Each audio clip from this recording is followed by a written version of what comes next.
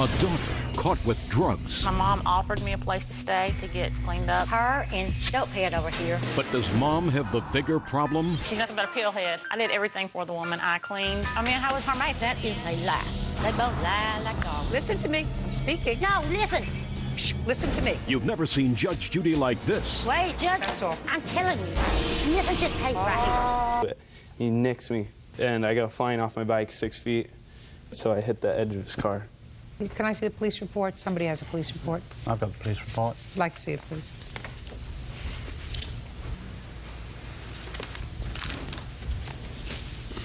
Where had you been surfing? Huntington Beach Pier. What time of the day or night did this happen? Around 4:30. 4:30 in the afternoon? Yes. Okay, Mr. Heenan, I'll hear you. I was getting off work, and then I was stopped yielding to traffic in the left-hand turn lane, right here, just waiting for oncoming traffic to pass.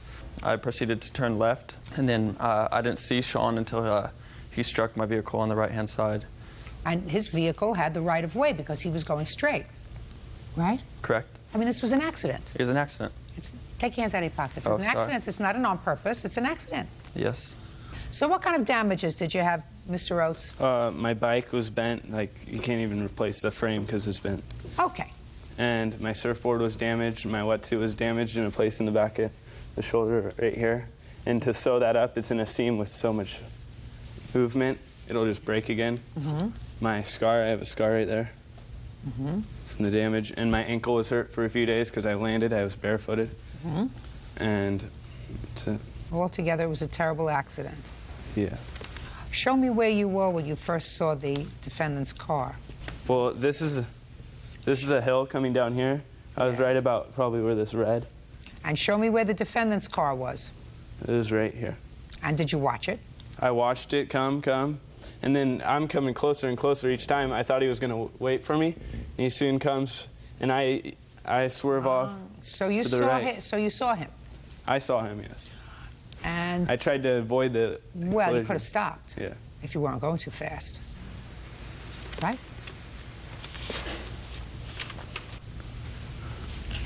Okay, so let me see the bill for your bicycle.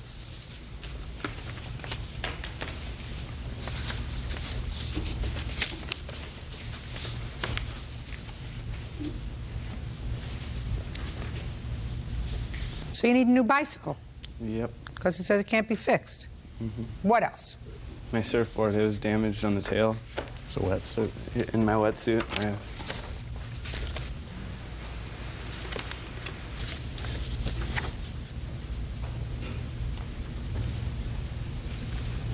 How much did you pay for the wetsuit? I paid $170. What else?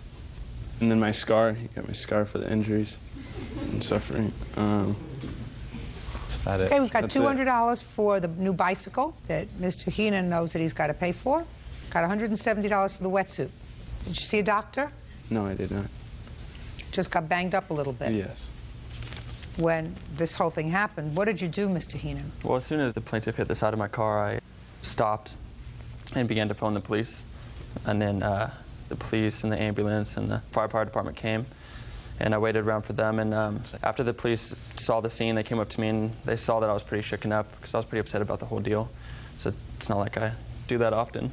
So the police reassured me that it wasn't my fault, or they told me that it was just an accident, and it happens a lot down at the beach with kids riding on their bikes and whatnot. He just got my story and took the account of what happened and then sent me on my way. Okay. When for the first time did you hear from the plaintiff's father? Probably about maybe 2-3 weeks later. Tell me about that conversation. Well, the first conversation was him asking for pretty much an exorbitant amount of money, which to me was like, it was like $800, because he said his son was like a semi-professional surfer and he had an expensive wetsuit, and his classic Schwinn was like $600 or something like that. He kept asking me for this amount of money, and I told him that I didn't think that that was fair, for one, and for two, that I didn't think it was my fault to pay for it. So that was basically the end of the conversation. Did you hear from him again? I got a letter in the mail from an acquaintance or something like that, a lawyer friend of his, asking for $1,000 for damages. I disregarded that letter. You have a copy of the No. letter? You have a I copy of the do. letter? I'd like to see it, please.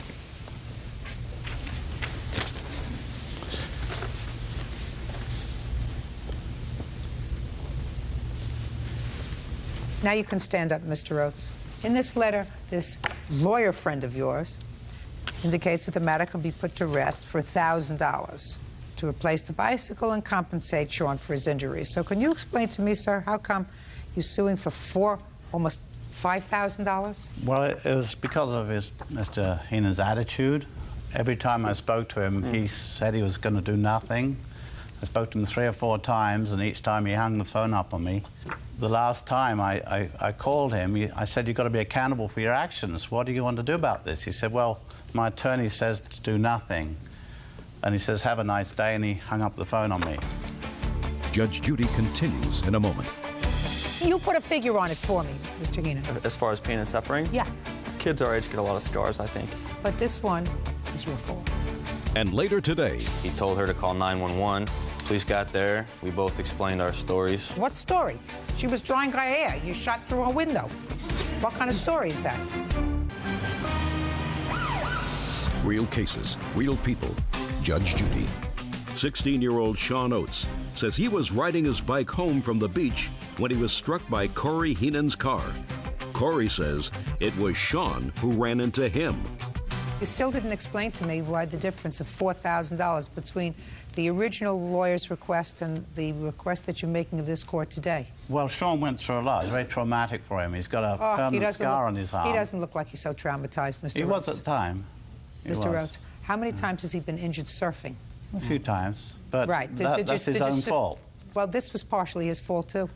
This accident didn't happen like he said it did. The bicycle was bent on the crank in the middle of the bicycle. Your son just testified before me, Mr. Oates, that he saw the car as it was making a turn, and he thought it was going to stop. Yes, well, Sean was in the bike lane. And I'm telling you that if I'm riding a bicycle, and if I'm a prudent bicycle rider, if I see a car starting to make a turn, but I thought that they were going to stop, and he's driving a big car, and I'm on a bicycle, I would have stopped my bike if I wasn't going too fast. It happened so quick. Of course it did, because it was an accident, Mr. Oates. Not something that you get all hot and bothered over, especially when your son walks away from this accident. He was probably driving a little too fast on his bicycle home from the beach with a couple of scrapes. So far, I've heard damages in the amount of $370, and that is exclusive of the injuries that he sustained. That is worth something, and I'm certain, Mr. Heenan, that if you had that kind of bruise on your arm, were knocked off a bike, were injured, and let's say you were out of sorts for a week or so, how much would you think that was worth?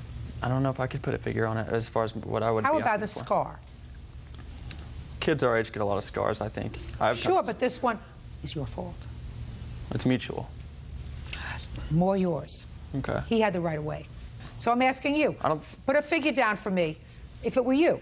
If it was for me, I don't know, maybe some lunch and some resting or something, I don't know. Well, I think it's probably worth a little more than that. Judgment for the plaintiff for the amount of $870. Thank you. That's all. Parties are excused. You may step out. Well, it's a question that young people driving a Mercedes have to be accountable. If I was in a lesser expensive vehicle, I don't think we would be here right now. I surf every day, every weekend, and surf team every morning, so I had to miss out on some. I didn't think it was worth the value that he put on it in the first place. I thought he needed to be taught a lesson. It has nothing to do with money. I wasn't worried about the damages to my car. I could care less, but I just wanted to make sure that he was okay. I noticed him just going, oh, I'm so sorry, but that's all I got out of him. You know, he could have been killed quite easily. And now the next case. All parties in the matter of Uslaker versus Choi. Step forward, please. Mohan and Renee Uslaker are suing their neighbor, 19-year-old Daniel Choi, for shooting at their house with a BB gun. Daniel claims he wasn't aiming at their house. How old are you, sir? 19, Your Honor. How long have you lived next to these folks? About 7 years, Your Honor. You think you're an easy neighbor? Yes. Do you? I think I'm an easy neighbor to get along with. Do you think he's an easy neighbor? No. Absolutely not. Not according to what you say in your complaint. And there's been some history from when you were a little kid. Yeah, younger juvenile, yes. According to you, you had a protective order? Yes. Against him? Yep. That's not about this case. Correct. This case is about Mr. Choi, you damaging their home with a BB gun. Yes. Accident. Tell me when this happened, Mr. Choi. November 7, 2004, I was in my backyard shooting my BB. Who do you live with? I live with my grandparents. Are they nice people? Yes, very nice. You have brothers and sisters? Yes. Do they live with your grandparents? They did, but they moved. Is that because they're older than you are? Yes. And you've stayed at home to sort of make your grandparents' older years happy and comfortable? Yes, yes. So you're in your backyard of your grandparents' house. And what are you doing? I was shooting my BB gun. Where were you shooting it? I was intended for the ground, but... That's no fun, Mr. Choi. Look, at these people are laughing at you. Nobody shoots a BB gun in the ground, Mr. Choi. Well, I wasn't intending to shoot their house. Nobody shoots a BB gun in the ground. So start out by telling me the truth. What were you doing with the BB gun? Well, I set up some targets. There's a fence in between my neighbor's house and my house. You set up targets. Now we're getting to it. What kind of targets did you set up? Pop cans. You see, we start from the ground. We're all the way to the top. We're at ground up. What did you put the cans on? A wooden stump. And you were shooting? Yes. And what did you hear? We heard a crash. I was blow drying my hair, and I heard a crash in the back room. And you found? Found a hole about the size of a BB gun in the window, in the back bedroom window, and shatters going out from the hole. So? He came around the side of the fence, asked me to come towards him, and I asked him for what. He said, because you shot my window. So I walked over to him, and he showed me his window, and I said it was an accident. You know, I didn't intend to shoot your window. I was just being stupid. Pretty much, yes. And his wife came around. He told her to call 911, and police were called. Police got there. We both explained our stories. What story? She was drying her hair. You shot through a window. What kind of story is that? And he gave them two options. One, to take me to jail. Two, to if we can go to small claims court and I can make payments. I sent him a $20 payment in the mail. It got returned to me in this envelope. And next thing I know, I'm getting a settlement in the mail for $3,000. Go ahead. Well, we never did receive payment from Mr. Choi. We never received any kind of envelope from Mr. Choi. Can I see what you say that you sent, sir? No, the whole thing. The whole all together now. This is actually a bill also that came in the envelope.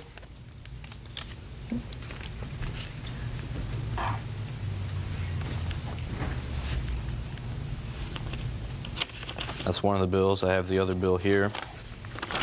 Just a minute. Well, I don't see any money in here. Did you send him a bill? Yes, I did. When did you allegedly, sir, send this $20 payment? It was about 3 days before I got the envelope. 3 days before you got this one? Yes. I sent it in the mail to his house by U.S. mail because the first one I got said send it by, like, a cashier's check by the mail, by U.S. So let mail. me see the cashier's check. It wasn't a cashier's check, it was a money order. Well, you have a copy of a money order. No, they would not give that to me, sir. Your Honor. You have a copy of a money order. Whenever you get a money order, you get a copy, you get a stub. Yes, he sent the whole money order back to me. Well, show me. I returned it to the store and they didn't have any records of it. Baloney. So how much is it going to cost to fix your window and the siding?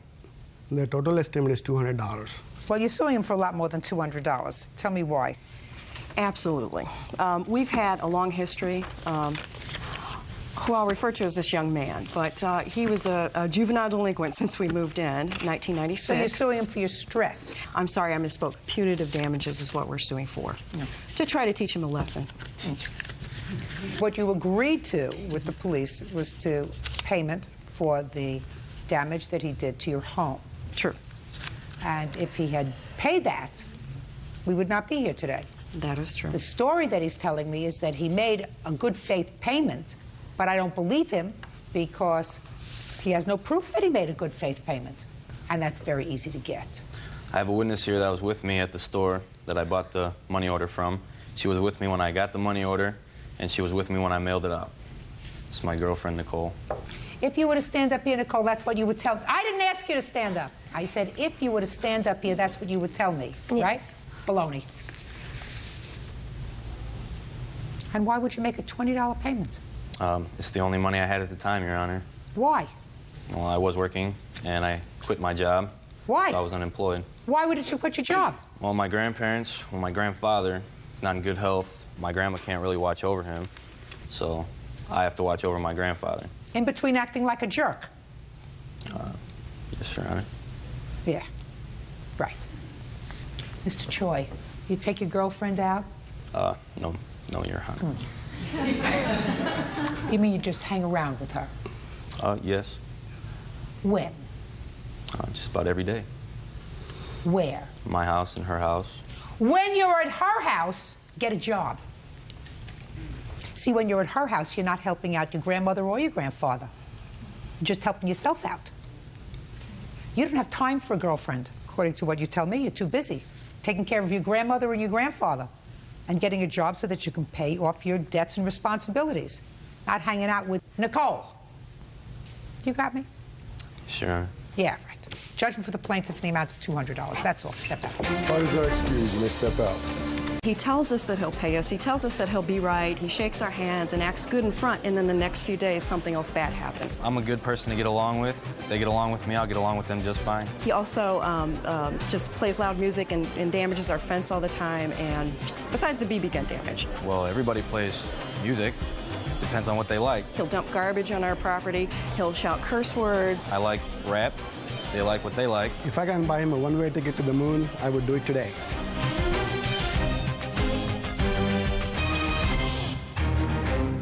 You gave her your PIN number. It is your claim that she stole $600 from you. Yes. A bank account emptied by the one person she trusted the most. I gave her the money when I got in the car. Was she betrayed by her best friend? There was one withdrawal, there was another attempt, and then there was a third successfully. I handed her money because she always lost money. Judge Judy. Why would Yeah, this is case number 106 on the calendar in the matter of Barrios versus Duquette.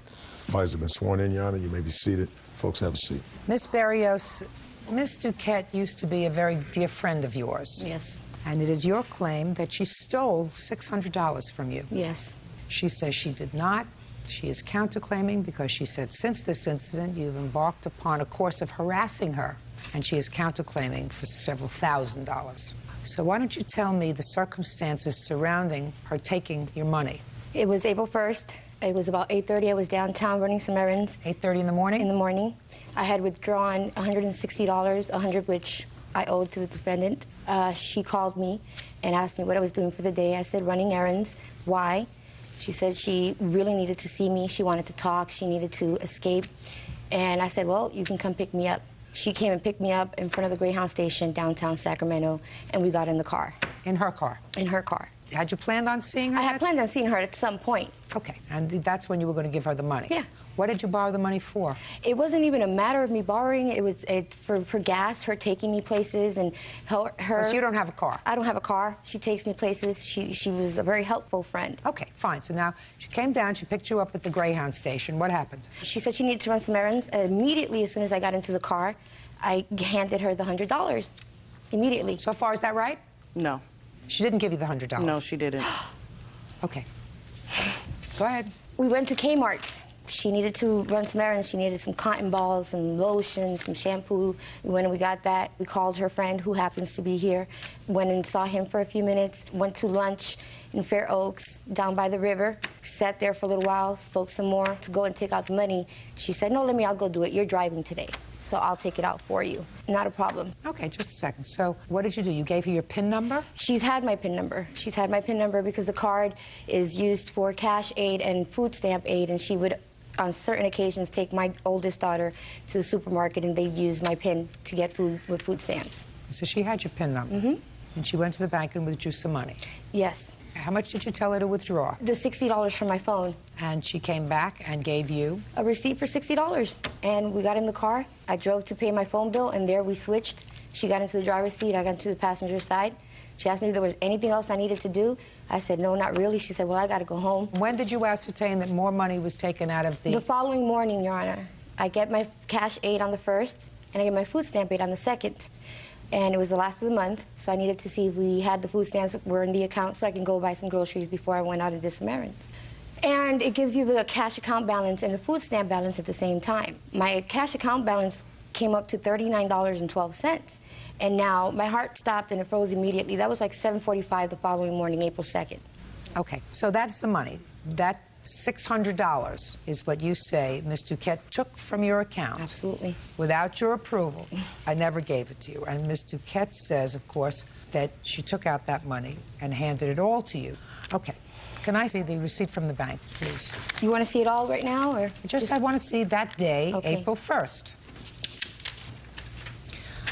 And do you have the receipt that she gave you for $60? No, I don't.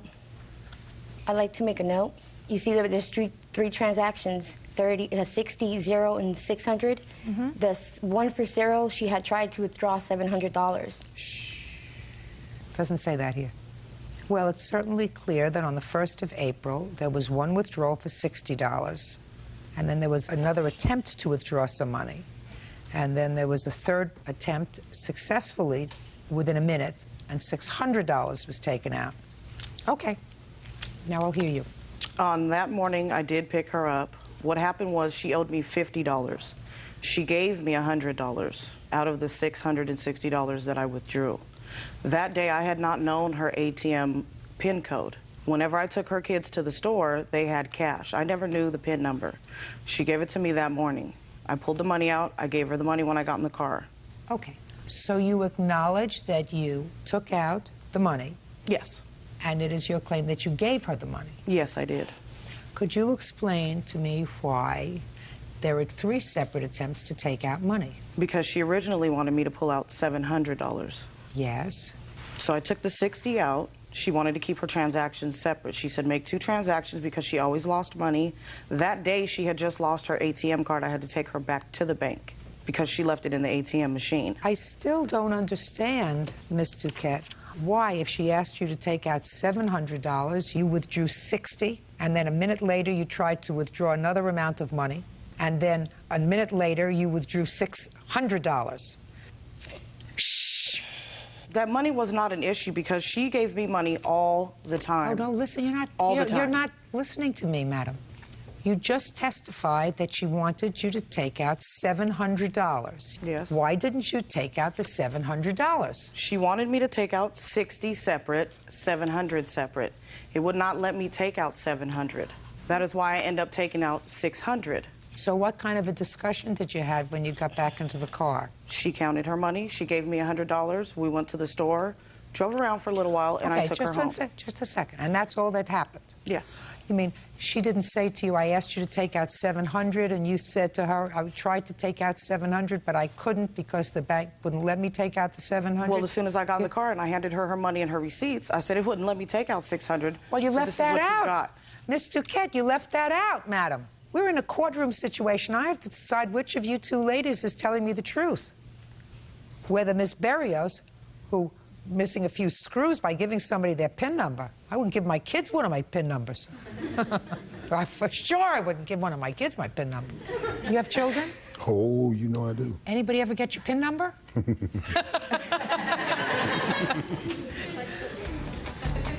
Judge Judy continues in a moment. You couldn't breathe. You couldn't catch your breath. You were overwhelmed. You realized that I don't expect to hear from you, so keep your mouth shut. And later today. You didn't turn anybody away because her daughter was there? No, I didn't. So what are you suing her for? Why are you wasting your time? Real cases, real people. Judge Judy. Christine Barrow says former friend Nicole Duquette stole money from her bank account. Nicole is denying the charge. Now, I read your complaint very carefully. You confronted her about this the next day. Tell me what happened. Tell me what happened when you confronted her, Ms. Berrios. Okay, that morning I called to see if my food stamps were available. You told me all of that. Okay. You got that. You couldn't breathe. You couldn't catch your breath. You were overwhelmed. You realized that you had $30 left in your account and the other money was gone and you didn't have it. Absolutely. So you picked up the phone and you called her. So I picked up the phone at 9:30 and called her. And I said, Nicole, tell me that you took out the money because you were afraid that I was going to spend it for the rent. In that case, I can just go pick it up, put it in a money order, and come pay my rent. And she's like, well, what are you talking about? I'm like, what do you mean, what am I talking about? You took out money yesterday that you weren't supposed to, and I'm hoping and praying that it was for that purpose only, because she's always been a good friend. And she said, I don't know what you're talking about. Shh. I'm going to get to you. Okay. Go ahead. So she got on the phone. I asked her, after I said, no, I have the proof. You made 3 transactions at the bank while I was sitting in the car in the driver's seat. I've already got the times, the amounts. I need to know where my money is. That's my rent money. And she says, oh, well, you know, I thought I'd have it back to you by tonight. I said, well, do you mind? I said, do you mind if I know what you took the money for? I mean, that's none of your business. And I said, well, Nicole, what's going to happen? She goes, I'm gonna have the money for you before you have to pay the rent. I said, Nicole, it's the 2nd of the month. My rent is due on the 5th. It's $832. You just took 3/4 of my rent money. So what happened? She said, I'll call you later. I'm at work. Did not hear from her that afternoon. Called once. They told me she had left early. I don't call her home phone because of her companion, her partner. Don't want any trouble. That Monday, I called her at work. I didn't get to speak to her until later on that afternoon. And all she said, I gotta go, I gotta go. The next day, which is Tuesday, she left me a voicemail, which has since erased. It said, I'm at my friend's house. He's gonna loan me $1,000 so I can give you your money. I'll be at the house. Listen to me. Voicemails shouldn't get erased if they acknowledge a debt. I know. I didn't know. So then don't repeat it. So then listen to me. Don't repeat it to me. Okay. Well, that afternoon she says, well, my friend didn't come through for me. I'm going to see if I can go sell my car rims. Okay. And is what you're telling me that these conversations never took place? Never. Okay. Now, let's get to your allegation of harassment. When did the harassment start, Mr. On April 8th. The day of my girlfriend's mother's memorial, she called my house acting like she was a private detective. Okay. It was a man that called, which sounded like a young man, according to her, who answered the phone. So you didn't take this conversation? No. Somebody else did. Step up. Tell me your name. Esther Henry. All right, Miss Henry, you took a telephone call on the 8th of April. Yes, I took several telephone calls. Did you make any phone calls April 8th? Nope, not to her house phone. Absolutely not. Okay. Did you know who had made those phone calls? At first, I didn't. It was the day of my mom's memorial. Okay, so you don't know who did. At first. Just for my own information, what did the person say? Okay, on the first call, it was a younger voice, but kind of disguised, and he said, I'm detective from the police department. Is Nicole here? So I'm like, no, she's not here. Can I take a message? And he said no, and then he hung up. Then he called back. Different voice this time. And in the background is F this, F that. Is Nicole there? Is Nicole there? No, she's not. Then a lot of harassment, cussing on the phone. You better get her. She's in for it, you know, and all this stuff. And what was it? Just a second. What do you think that was about, Miss Henry? I don't have a clue. Okay. Anything else you have to testify to? Yes. Then the third call, the plaintiff outright said who she was. Yes. This is Christina. Yes. Is Nicole there? And I said no. Well, she owes me some money, and I want my money. She told me she was going to pay me back. She didn't pay me back yet, and I want my money. If she doesn't give me my money, then I'm going to call the police. And I'm like, okay, well, can I take a message down and, you know, tell her? That was the message. Just as what part of what she said didn't you understand? Listen to me. That was the message. She said it's the 8th of April. She's supposed to pay me back some money. If she doesn't pay me back the money, I'm going to the police. That's what she said. Yes. So you understood the message. When I say message, I'm like a phone number so she can call you back. I got that part of the message. I got it too. I did. Anything else you want to tell me? No, that was about it. Perfect. Sit down. I even have an email here from her. This is not the first time that this has happened. I've known her since 2001. She worked at my job. Okay. She was trying to have a relationship with me, and that was her way of trying to get me by giving me money all the time. Okay, so let me ask you this question. So, Ms. Duquette, listen to me very carefully. Is what you're saying to me that she was trying to endear herself to you by being generous with you with money? In fact, she even offered. Yes. Yes. Right? Yes. And that in the past you had, in fact, taken money from her. In the past, you had taken money from her. Did she ever complain about it? No, because I always did something for her. Shut up just a second. Did she ever complain about it? No. How long have you been with Miss Henry? For a few years. Oh. And I don't expect to hear from you until I'm looking at you, so keep your mouth shut. So far, you're not losing. Can you tell me why you think, after somebody had been generous with you, given you money in the past, why she would say that you stole the money this time? Unless maybe she's having a psychotic attack. Is that right? Well, she was on medication. Oh, okay. I don't buy it, Mr. Duquette. I think you took the money and you thought maybe you could get it back to her, or you thought this is somebody who really had a thing for you and you would get away with it. You took the money out of her account and you did not give it to her. Judgment for the plaintiff in the amount of $600. That's all. Your counterclaim's dismissed. Thank you, Your Honor. Parties are excused. You may step out. I'm excited because she was trying to come in here with an ammunition of false information. A lot of the reasons why I got money from her was because I did favors for her. I trusted her. Now all of a sudden she's a scorned woman because she wanted something that she couldn't have. She bonded with all 4 of my children, and she's nothing but a liar. I helped her get a backbone. She always said, you know what? Be a woman about yourself. Being a woman about myself now, aren't I? And now the next case. All parties in the matter of Powell versus Methors. Step forward, please. Child care provider Lawandria Powell is suing her former client, teacher Betty Methors, for unpaid babysitting fees. Betty claims Lawandria coerced her 14-year-old daughter into signing a contract. Ms. Powell, you are a child care provider, and according to you, the defendant owes you some money for taking care of her child. Yes. The defendant says she paid you what was agreed, not a penny more. How long have you been a child care provider? I received my license on January 5th of this year. And you take care of children in your home or outside? In my home. How many children? I'm licensed to take care of 8. What age group? Newborn to 12. How many people work for you? Just myself. You can take care of 8 children by yourself in your house? No, I never have 8 all at one time. The majority of the kids that I keep are in school, so they're in and out. When were you contacted by the defendant? We met on August 23rd at a Jump Start program where both our 5-year-olds were to start kindergarten. And she made the statement that she needed assistance with child care or her daughter wasn't going to be able to attend school.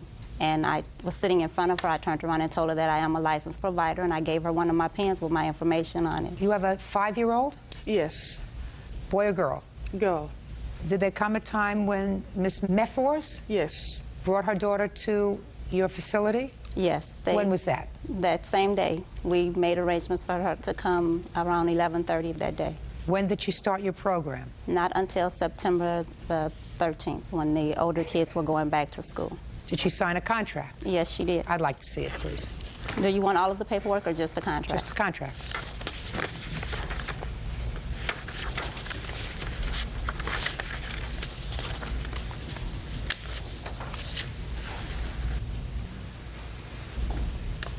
Did you sign this contract? No, Your Honor. I did not sign any contract with this woman. I only had verbal agreement on the phone. Who signed this contract? Her or her daughter. But it was her that was supposed to have signed it because she gave me the paperwork. Who signed this, you or your mother? I did, Your Honor. Stand up. When did you sign it?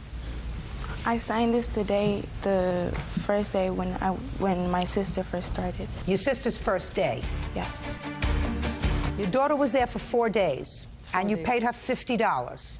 Yes. And you say she should have paid you $65 for the 4 days. My contract states $65. She asked me, could she pay me $50? Just a minute. So you told her she could pay you $50? Yes. Fine. And she paid you $50? She paid me $50. So why are you here? What do you want? In my contract, it states that she's to pay me the first and last week. How many children did you have in your facility on September 13th? Just her daughter at that time. The reason you want first and last and 2 weeks' notice is because you say in this contract, and you're not sure who signed this contract, that space is limited, and in order to ensure that you don't turn somebody else away, you have to give notice. Yes. But you didn't have anybody else there. You didn't turn anybody away because her daughter was there?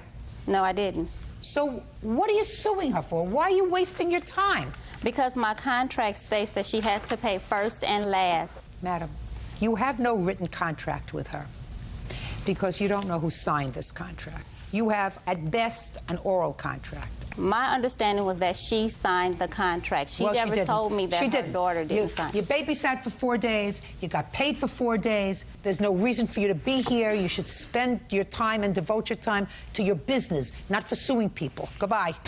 Parties are excused. You may step out. Judy is perfectly right. She is very, very intelligent. This lady needs to get a job. She is so desperate, she can do anything for money. And she is a disgrace, a complete disgrace to whatever she is supposed to be representing. Someone like her, she needs to be exposed.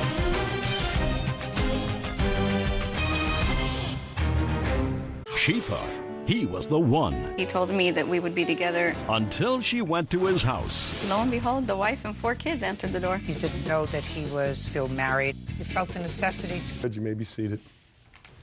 You're the wife? Yes, ma'am. You're the girlfriend? The ex-girlfriend. You're the bargain? Don't see it. So something special that's just between you and you. Miss Underwood, according to your complaint, Mr. Burge and you were involved in a relationship. You didn't know that he was still married at the time. Correct. And you loaned him money. Loaned Correct. him money to do something called lifting his truck. I don't know what that means. You'll explain it to me in 10 seconds or less. Then you bailed out his car when it got impounded. What else? 2 tickets. 2 tickets. And you said you made loans to him because you actually thought that you were going to be building a life together based upon his promises and his statement that you were going to go to live in Arizona together and whatever. When you tried to find out when he was going to pay you, you went to his house and lo and behold, his wife answered the door. Correct. Mr. Burge says everything that you gave him that he acknowledges he took were given as gifts. Yes, Your Honor. And he never fooled you. You knew that he was married and that he had children because he has tattoos of them all over him. Tattoos does not mean that he's they're still together. married or the fact that... And he says he doesn't owe you a quarter. Right? Yes, Your Honor. How long are you married, Mr. Burge? Over 6 years. You have children? Yes, 4. When did you leave your wife? Around April, May. And when did you meet Miss Underwood? Right at the end of May. Where? Through an ad in the paper. What kind of an ad? It was like a penny saver ad. What did it say? Shh, quiet! It said, you know, this is who I am. And so I responded to it. You know, she sounded interesting. Why, after 6 years of marriage and 4 children, you separated, in a couple of weeks you felt the necessity to find somebody else? It's just, I like having someone around. I wasn't out to build a relationship. I was out to find a friend. And, you know, things were going good with us. And when, for the first time, did she give you money? It would be September 9th, if I'm not mistaken. Yeah. September 9th. But I didn't give him anything. Shh. Tell me what she gave you money for. She did a lift on my truck. 4 children and you. My wife works also. How old are your children? Twin 9-year-olds, a 5-year-old daughter and a 4-year-old boy. And who watches them when you're both working? Daycare. Who pays for the daycare? We do. Really? Your wife must be a very successful CEO of a major company. No, she just works very hard for what she gets. Harder than you. We work equally. Really? What kind of work do you do, Miss Burge? I work for the phone company. What's your annual salary? 54. So you're the primary breadwinner in your family? I make more an hour, yes. Stand up. How many months were you separated from your husband? Roughly about 6. How much money did he send you for support during those 6 months? We still live together, but we just stayed. Is what you're telling me, Miss Burge, that you still lived under the same roof while you were separated? Yes, ma'am. Did you know that, Miss Underwood? No, I did not. You think your husband told that to her? I don't know. Trust me. Did he tell you about Miss Underwood? No, we didn't share personal stuff about each other. No, only 4 children. Did you ask him where he got the money to have his truck lifted? No, ma'am. Let's see. Where did Mr. Burge tell you that he was living? He said exactly where he was living. Had you ever been there to visit him? No, because he was always at my house. How often was he at your house? A couple times during the week, not for very long, but he came over a couple times during the week on Sundays, because Sunday was his only day off. But you never went to his house until you were looking for him for the money? Until New Year's Eve, correct.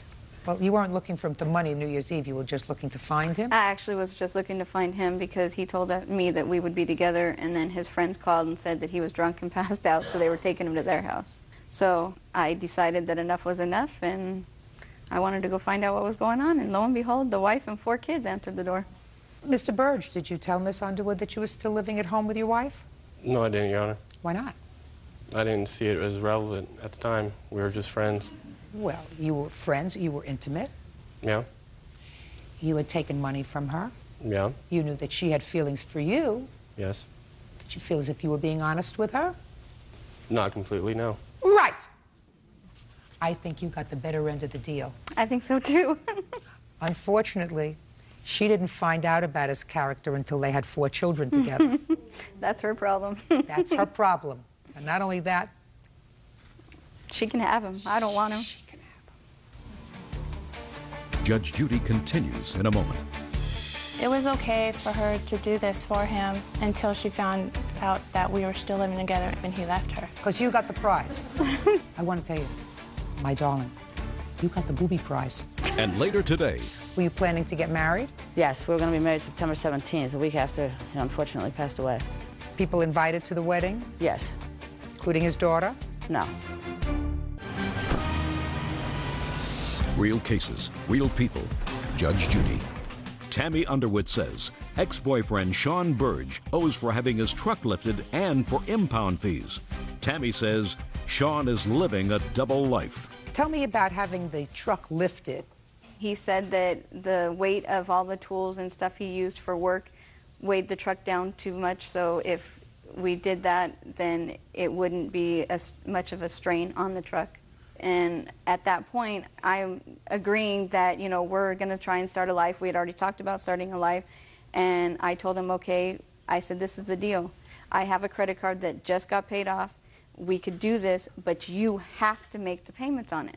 And he said? He said, okay. He said that would not be a problem. He would be able to make the payments. So we... Now let me hear your version of the truck, sir. Your Honor, months or weeks before that, we were talking. My birthday was coming up in October, and she asked me, you know, what do you want for your birthday? Jokingly, I said, I'd like to get my truck lifted. I never made arrangements to pay anything back, because if I could afford to pay her back on it, I would have paid for it myself. What was the next thing you paid off for him? His truck got towed. When did your truck get towed? I don't remember the exact date. And what did you do when you found out it was towed? I called to her and asked her if she could get it out. Why don't you call your wife? I didn't choose to. You can either have a happy life or an unhappy life. The choice is yours. Do you understand? I understand. Just because you make an initial mistake doesn't mean that you have to go through your whole life suffering for it. How much did it cost to have the truck lifted? $32.50. How much did it cost to get the car out of impound? $318. And now we have the tickets. What about the tickets? Did he ask you to pay those tickets? Yes, he called me at work and said, can we afford for you to pay the tickets? And I said, there's no we. I can do it if you can make the payments. I said, you have to agree to make the payments. How much were the tickets? One was $606 and one was $446. What do you want to say? I wanted to mention that I just want to reflect back on something that she had said when she said that he used to come over quite frequently. He works Monday through Saturday, and he was only gone on a Sunday a few times that I can recall. Well, what do you think that this phantom relationship that he had with Miss Underwood was? I really don't know. I wasn't involved in it, but right. I You knew... do know, however, that he solicited her friendship while the two of you were married and living under the same roof. Mm-hmm. That he asked her for help, according to him, right? Right. Or something that someone would say to a new friend. We're building something together. I need some help right now. Mm-hmm. Separated from my wife, whatever. We're divorced. I don't know. Did he say he's separated or divorced? No, he said he was divorced for about 1.5 years. Got it? Mm-hmm. Got it? I understand that. Do you believe her that that's what he said? I want you to believe her, Miss Burge. Okay. That's what he said. May I mention another thing? Sure. The night that she showed up on our doorstep, she did mention to me that she had told him that he needs to put an effort toward the relationship or she was going to sue him for the money. And your point would be? You know, it was okay for her to do this for him until she found out that we were still living together and that he and I ended up going, you know, started working on a relationship and he left her. Because you got the prize. Is that right? Because you got the prize? And she didn't. Weird. And she didn't. I want to tell you, my darling, you got the booby prize. Friend Sean Burge owes for having his truck lifted and for impound fees. Tammy says Sean is living a double life. He's an unethical, amoral man who used her when it suited him. And he didn't even have the decency to say to her, I'm going back to my wife. I know you spent almost $5,000 on me. I'm going to pay you back, little by little. whatever it takes, because I don't want you to feel as if you've been abused by me. Do you understand? That would have been a decent human being. Instead, he says, see ya. You feel like a fool? You were a fool? I'm going back to my wife with my new lifted truck.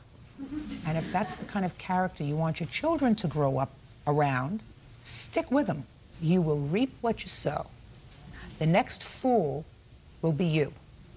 Judgment for the plaintiff in the amount of $4,620. Thank you, that's all. Why did Judge Hughes, you let step out? We started building a life together. He said he loved me, and I never knew about the wife until New Year's Eve. I didn't lie to her about anything. I might not have told her things, but I didn't lie to her. We had all kinds of plans. It wasn't just like a month, okay, boom, done, you know? It just didn't work between me and her. Christmas, you know, he promised my son he would be there, and all of a sudden didn't show. Mistress is a mistress, you know. You end up coming out with everything or you come out with nothing. It really hurt, because I was in love with him, so, but she can have him. And now the next case. All parties in the matter of Fitzgerald versus Whitney. Step forward, please. 23-year-old homemaker Kimberly Fitzgerald is suing her deceased father's fiancée, Leslie Whitney, for the return of her father's belongings. Kimberly says Leslie is a scammer. Miss Fitzgerald, Miss Whitney and your father were together at the time that he died, and he died suddenly. He was a young man. He had a heart attack. And you want some property that you say belonged to your father. You're one of 2 children. You say your brother doesn't want anything of your father's. You do. He died without a will. And according to you, Miss Whitney won't let you have his belongings. Right? Yep. When did your father have a heart attack? Do you know the date? September 9th, 2004. And prior to September 9th, when had you seen him? I saw him about 3 days earlier. Where? He stopped by my house to see my son. Well, and me. Prior to September the 6th, when your father came to see your son, when had you previously seen him? The 4th of July. How old was your father? 57. Miss Whitney, how long had you and Vincent been together? Over a year we were together, but we did not live together until June of last year. He had another girlfriend in March. Shh. You moved into his house? Yes. Where was he when he passed away? He was on the road. He was a truck driver. According to what I read, Vincent took out a life insurance policy with you as the beneficiary. Is Yes. that right? When did he do that? In August.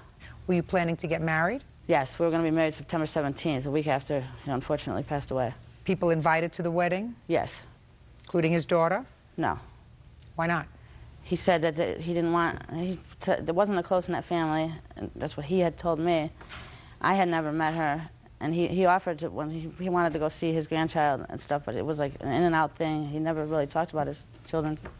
How much was the life insurance policy that he took out in August? $20,000. But he named you as the beneficiary? Yes. Was there any other life insurance policy for any of his children? No, there was not. Did he have any bank accounts? Yes, he did, but one was overdrawn, and the other one only had about $50 in it. Now, I gather the day after your father died, you and your mother Yes. went to his apartment. Yes. I didn't even know about her. And how did you get into his apartment? I was sitting outside. I didn't go into the apartment until Leslie came home. How did your mother get into the apartment? I don't know. How did they get into the apartment? They climbed through the kitchen window. It was a basement apartment. The windows were level with the ground. And I was on my way back from the hospital, and I came home, and she was outside with the baby, and the mother was in in the bedroom. What was your mother doing there? She told me to wait outside. We had gone to my father's house to get his suit so that he could be buried. We were making preparations for his wake, and there was other paperwork and stuff that I needed. Since I am the administrator of my father's estate, I needed to get paperwork to straighten Well, you everything weren't out. the administrator of his estate at that time because he died without a will. No, at that so time I you was had not. you had to petition the court for letters of administration. Yes. Did you do that? Yes, I did. Now, according to Miss Whitney, she ultimately allowed you to come in and take certain property from the apartment. Yes. Okay. Now you're going to tell me what it is that you want. We just want... Who's we? Well, okay, I just want the value of the property that was missing that Leslie told me I could have. What do you want? Not the value. What do you want? The kitchen table, the computer, the camera with the printer. Kitchen table? No, there's no kitchen table. No kitchen. There's no kitchen table. I moved What into else? the house myself. What year? Beginning of 2000, end of 2003. Get over it. What else? The computer. There was a brand new computer. Where's the computer? There was no computer. There was no computer. There's no kitchen table. Okay. You have no idea where the computer is? No, I don't. What's next? The digital camera. Digital camera. No, I don't. He had that. He used to carry that with him in his truck, and I didn't go to the truck. The printer that went with the digital camera. Miss Fitzgerald, get over it. From what I gather, based upon the fact that your father had taken out a life insurance policy, and instead of naming his 2 children as beneficiaries, he named this lady as a beneficiary of his insurance policy, you did not enjoy with your father the kind of relationship that was warm, continuous, and loving. Is that a fair statement? Realized that she was living there and that they were living together. They planned to be married. They clearly were in a monogamous, intimate relationship because the life insurance policy was taken out in August. You got a lot of your father's property. Nothing there, as far as I'm concerned, are memento things that you're asking for. You don't want to hang the kitchen table on your charm bracelet or the camcorder or anything else. No, but there was family pictures. If you said to me he had a watch that I would like to be able to give to my child one day because we were very close, or he had a ring that was a family heirloom or something that was very close to him, you want a kitchen table, a computer, a camera, and a printer. And pictures. Should have taken pictures. What pictures? I didn't have access to them. You went into the house 3 times. You didn't even mention the pictures, Miss Fitzgerald, when you said you wanted the value of these things or the things. You didn't even mention pictures. I think you have to have something to occupy your time more than what you have. Because this is nonsense. Get over it. Get a life. The decency to show That's up at all. his funeral. Bye. Parties are excused. You may step out. They were not a close-knit family. I never met his daughter because he wasn't even associating with his daughter. If all she wanted was his money, she got it. I was going to marry him. Snatches her lot, she's making it all about her, and that's not the case. She says they were going to get married. I have no proof of that. She's jealous that I'm getting a life insurance policy and she's not. She doesn't have the decency to show up at his funeral or his wake or anything. I was not invited to the funeral, by the way. They kept that hidden secret. She walks away with $20,000, and I'm left stuck paying for his funeral. I don't know whether to cry or I mean, it's just ridiculous.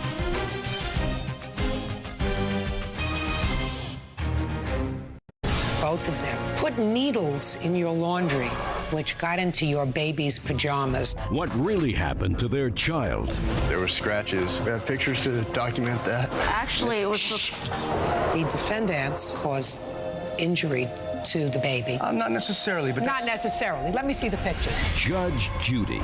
I'm tense according to what I read in your complaint. The other 3 apartments or condos were occupied by owners. Right. And it is your claim that the defendants did several things. First, they told untruths to the cooperative association and therefore your landlord. Yes. Causing you to be evicted. Yes. And next, you allege that the defendants, one or both of them, put needles in your laundry which got into your baby's pajamas, which caused injury to the baby. But shh. And you want to be compensated. Yes, ma'am. I assume that they did not put any needles in your laundry on purpose. If needles got into the laundry because Mrs. Schultz is a diabetic, yes, does use needles. No. Doesn't use needles. No. Okay, interesting. And in addition, that whatever statements they made to the landlord, your landlord, were true, and if you were evicted, it was because of your own conduct. That's their defense. I just want to check something. Well, I'm reading your answer, Mr. Schultz, and your answer says, my wife is diabetic, and when the plaintiff's husband brought the lancets to me... There's a difference between lancets and needles. Oh, okay, lancets. Okay, yes. So I used the wrong word. Used lancets. Lancets. When plaintiff's husband brought lancets to me, he said he found them in the washer. My wife is diabetic, but they did not look like the lancets my wife used. So we're using a different term. Right, Needles, right. Well, there is lancets. a difference between lancets and needles. Okay. When did you move in, Mrs. Bishop, with your family? August of '03. And how many members were there in your family? 3, myself, my husband, and my baby. How old is your baby? 1 year and 4 months. Did you have trouble with Mr. and Mrs. Schultz or any of the other neighbors when you moved in? Just the Schultz. No, the other neighbors were very kind and friendly, normal neighbors. What happened with Mr. and Mrs. Schultz? I think the first month or two was fine. We were friends. Well, actually, it was... I didn't ask you anything yet. Mr. Schultz was very kind and helpful, showing us where the things were, telling us how things ran around there, like he was a landlord. That was the first month or two? First month or two. I understood from the neighbor in number 2, Tammy. Don't tell me anything that a neighbor told you. Okay, I understood she needed a kidney. So I went up and offered her a kidney and asked her what blood type she was. She said she was blood type AB. And we talked about it. So, it's good. To my best recollection. Anyways. Go ahead. So, just things started happening where the laundry park problems. They parked in a, his truck is very big, it's a Bronco, and it's blocked our space. When we moved in, we asked him several times to please move it. We can't get our car in the garage. Here's a violation of that was written on my car because his car was parked in my space, so I had to... Car was parked too close to the line, yet their car was parked within their lines. But you have a very large car, and in order for you to get in and out of your spot, you wanted them to move their car further over. To the other line. I understand. Your wife is answering the question, sir. I mean, you know, I understand. She understands what I'm saying. You may want to give me a lot of baloney, but I'm not going to tolerate it. You asked them to move their car to the other side because you have a very large car and it was difficult for you to get in and out of your car. Is that a fair statement? That would be a fair statement. That's a fair statement. Okay. And what I assume happened is you parked it as close to the line as you possibly could. Is that what you're telling me? Not necessarily, but Not necessarily. Let me see the pictures. I'm 10 steps ahead of you, sir. There's a picture I'm of his 10 steps Bronco, ahead of you. And here's the rules and regulations. You know, fortunately, we all come to our jobs, Mr. Schultz, with a life's experience. I'm grateful for that. Yeah, well, in this case, you may not be. Let's get to the rest of the complaints that were made, because that's what you're alleging. Let's get there, and let's get there fast. Okay. And then we'll get to the Lancets. Okay. Your Honor? What? May I ask my witness to come up and explain? Absolutely. Who are you? I'm her husband, Brett Bishop. Okay. Do you have the complaints? No, we do not have the complaints. Well, then how am I supposed to adjudicate that part of your claim? We were not able to get them from our landlord in time. Well, then, yeah, I have to strike that part of your claim. Okay, then I have nothing in that regard. Good. Fine. And let's get to the needles incident. I went out to get the baby's laundry out of the dryer. And When was this? January 29th. And found needles in the dryer, and I came back in the house and called my husband, and he told me that they might be hers because she's diabetic. Okay. Do you have any of them with you? Yes. And this was before you put any clothes on the baby? No. What do you mean, no? Similar of what the needles look like. You see, what you state in your complaint is that your baby was uncomfortable, and the next morning you found needles in her pajamas. Then you went down to the laundry and you found needles. Now you tell me that on the 29th of January, you went down to the dryer and found needles in the dryer. I got the needles out of the dryer, and I came back into the house and called the police. Yes. My husband came home at the same time. Yes. And he can pick it up from there. The police officer went and spoke with Mrs. Schultz. Listen to me. Were you there when the police officer spoke to Mrs. Schultz? I was not in his presence. He spoke to her on her balcony. We waited in the house. He came down and told us what she said. That's hearsay. I'll look at a police report if you have it. Yeah, we have a police report. In that police report, she admits that the needles were hers. Shh. Sorry. Now, according to the police report, I'm just telling you what the police report says. Okay. It says that you advised the police that the needles were left in your clothing by accident. I got it. What's next? We have photographs of the needle. And we did not know that where the needle came from, where the scratches came from originally. I don't know what scratches you're talking about, Matt. I have no clue as to what scratches you're talking about. We found a needle later in my baby's diaper. After we phoned the police, we discovered that the scratches that were on her that were not on their way. I have no idea what you're talking about, madam. I asked you, tell me about the incident involving the needles. Okay. And you told me on the 29th of January you found needles in the laundry. And now you're talking to me about scratches, and I have no clue as to what you're talking about. On the 28th night, I put my baby to bed. In the morning when she woke up, my husband... It was on the 9th. Will you tell him? On the 9th, we put our baby to bed. I usually put the baby to bed, and she had no scratches to her labia area. She was very fussy that night. We thought she was teething.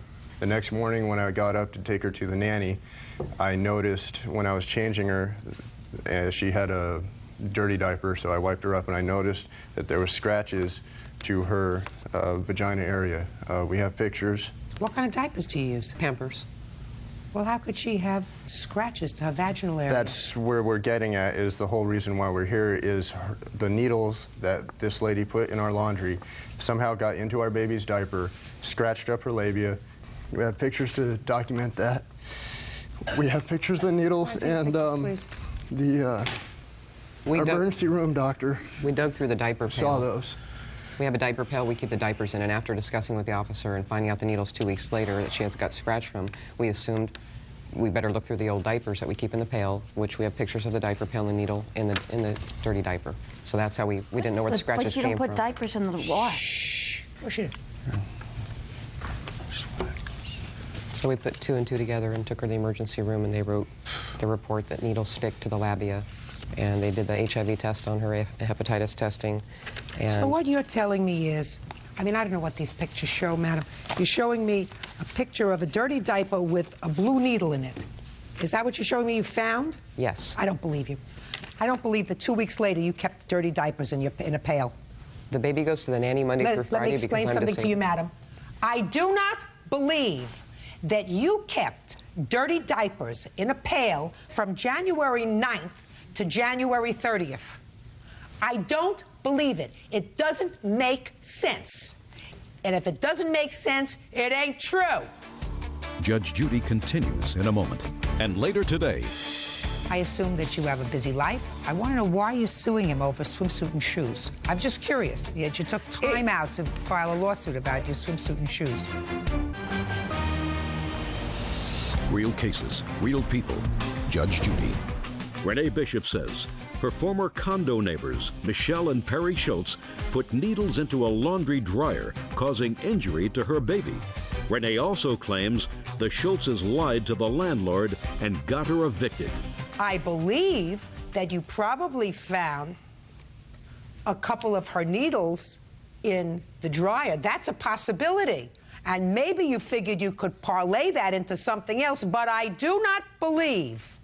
And I'm not crazy about their attitude, especially his. I'm not sure about hers yet, but especially his. But if you think you're going to parlay that into a monetary award, you are wrong, because I do not believe this evidence, which is a 2-week-old diaper that you kept in a pail in her room and happened to open it up and found within the diaper that your husband said he changed on the 9th of January, a blue needle that he overlooked. I don't buy it. It was My problem is that 3 weeks later, or 2.5 weeks later, when you found this, you took your child to the emergency room? Mm-hmm. What date did you take the child to the emergency room? The 29th. 29th. So what you're telling me is you didn't see the problem on the 9th. Yes, we did. Well, show me what you did. I took her to my doctor for shots. 2 days later, she had a date for shots. There's red marks on the buttocks. Let me see. Let me see. 2 days later, let me see what the report says. Well, infant. Red marks on Red buttock. mark on buttock. That's not what your husband just told me. Your husband told me that she had needle punctures on her labia. Listen, what do you think? I was born yesterday. Your case is dismissed. They may have not been good neighbors, and they may have done a lot of things that were nasty to you, but you're not going to parlay that. My only problem is you did take the child 2.5 weeks later to an emergency room where somebody found a needle prick on the child. No. My question is, how did it get there 2.5 weeks later when it wasn't on the doctor's report 2 days after what you allege is the incident? Because that causes me a great deal of concern.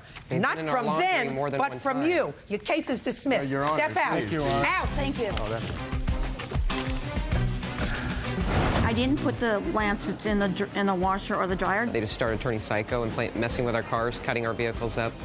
all kinds of stuff. We've lived there 8 years, never had a problem with anybody until they moved in. I think because they're just really jealous. Their kid's autistic, unfortunately. So does that mean I'm jealous of every normal child in this world? I don't think so. He used to tell us all the time, oh, you're so lucky to have a healthy baby. She's so beautiful. She's so this, she's so that. And I think there was a fine line between jealousy and hatred. That's just a farce. I mean, they're just reaching, you know. Desperate people will do desperate things, you know, and they're desperate. And now the next case.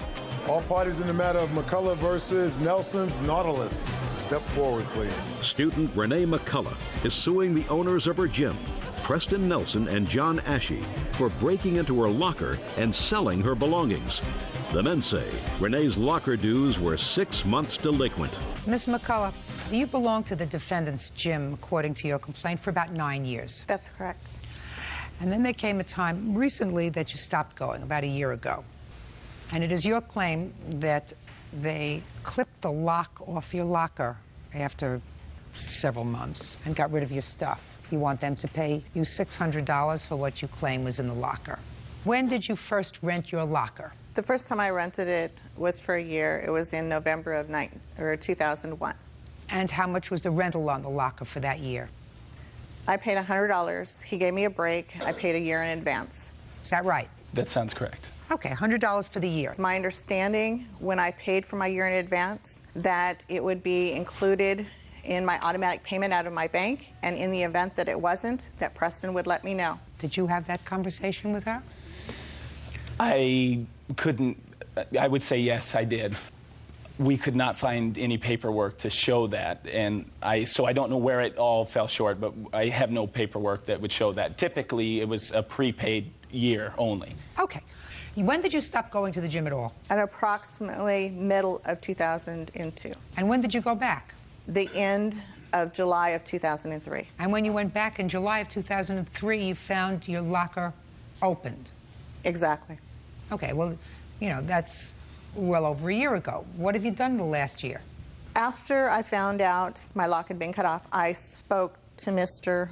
Ashby, and he said he had to speak to his wife to find out where my belongings were. He thought that they still had them on the premises. At that time, I found out that no, they were no longer there. I left a note with Mr. Ashby concerning, you know, I had quite a bit of belongings in that locker, and that if they would pay me for my swimsuit and my shoes, I would go away. Do you work? I assume you do. I did previous to this, yes. What are you doing now? I'm going back to school. How do you support yourself? Through my husband. Oh, okay. So your family supports itself? Yes, ma'am. And you're going back to school. What I want to know is, I assume that you have a busy life. I want to know why you're suing him over swimsuit and shoes. I'm just curious. You took time out to file a lawsuit about your swimsuit and shoes. It's the principle of the thing. I expect that if they run a business, that they need to comply with the laws that regulate the renting of areas. Well, but the truth of the matter is, Ms. McCullough, from what you tell me, you didn't go back to the gym for almost a year. And during that period of time, the locker was really not paid for. You assumed that it was going to be paid for. You assumed that they would notify you in the event that it wasn't paid for. Have you lived in the same place yes. all the time? Well, what I don't understand, Mr. Nelson, quite frankly, is why couldn't you just send her a note? Drop her a note and say, listen, we're going to empty out your locker because it hasn't been paid for, and it has to be paid for. You know, you better come and get it within the next 2 weeks. Right. That really, a lot of the specifics, when Johnny came on board, the records were not well kept. We didn't have an automatic payment system in place for lockers. You know, that was something that was discussed, but primarily it's a membership, tanning, health club. Okay. So what Ms. McCullough was asking for initially was $160. Is that right? That's what I have, yes. Right. That's what she said here. Originally, I told me, you've just paid me $160 for my swimsuit and sneakers, that would be fine.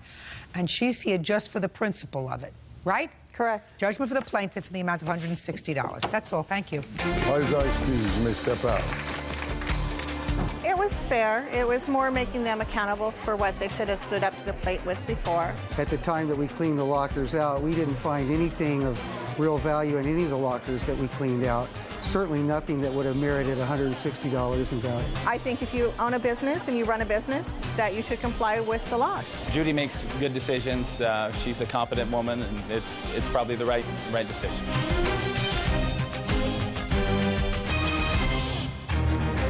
Did she try to run him down? I was in the car. She backed up like this, like she was going to hit me. Or was she trying to end the abuse? He assaulted me, pushed me to the ground, and kicked me. In another fit of rage, he body slammed you on your car. Yeah. What are you, nuts? No, ma'am. Well, why are you so stupid? I don't know. Judge Judy. You don't have any children or anything, do you? Well, I do have a daughter. His boyfriend, Ronnie Brooks, owes for kicking a dent into her car and for breaking her cell phone. Ronnie says Amy was drunk on the night in question. Go ahead. Well, first I heard a noise to the left, and it was a foot coming through the door. That would be her foot. So Ronnie took her to the car. Well, like he said, she tried to run over him whenever she backed up and then came forward, and that's what I had seen. I also saw them yelling at each other, but I didn't see him hit her. He didn't hit her. No, ma'am. Because I read her complaint, and her complaint doesn't say he hit her. That was because his friends were around that time. Well, I mean, his friends weren't around him when you filled out this complaint, madam. Ma'am, she was also drunk, so, I mean, she doesn't even remember me. Oh, you kicked her car. I kicked it, yeah, but she tried to run me over. Yeah, but you kicked it on the side. He also slammed me on the hood several times. I made one dent on that car. He did only kick it once. I only kicked it one time. You kicked it once? One time. Very good, because these pictures were taken 2.5 months later, right? They were. My father took those pictures because I did not have a camera at the time. Well, that's too bad. 2.5, almost 3 months later, you don't bring pictures in of a car. Your Honor, I filed the police report later on, like a month later. I was terrified of Ronnie. A month later? He promised me he was going to fix my car, and I was waiting for him to fix it. I went over to his house several times. Just a second, Mr. Brooks. Yes, ma'am.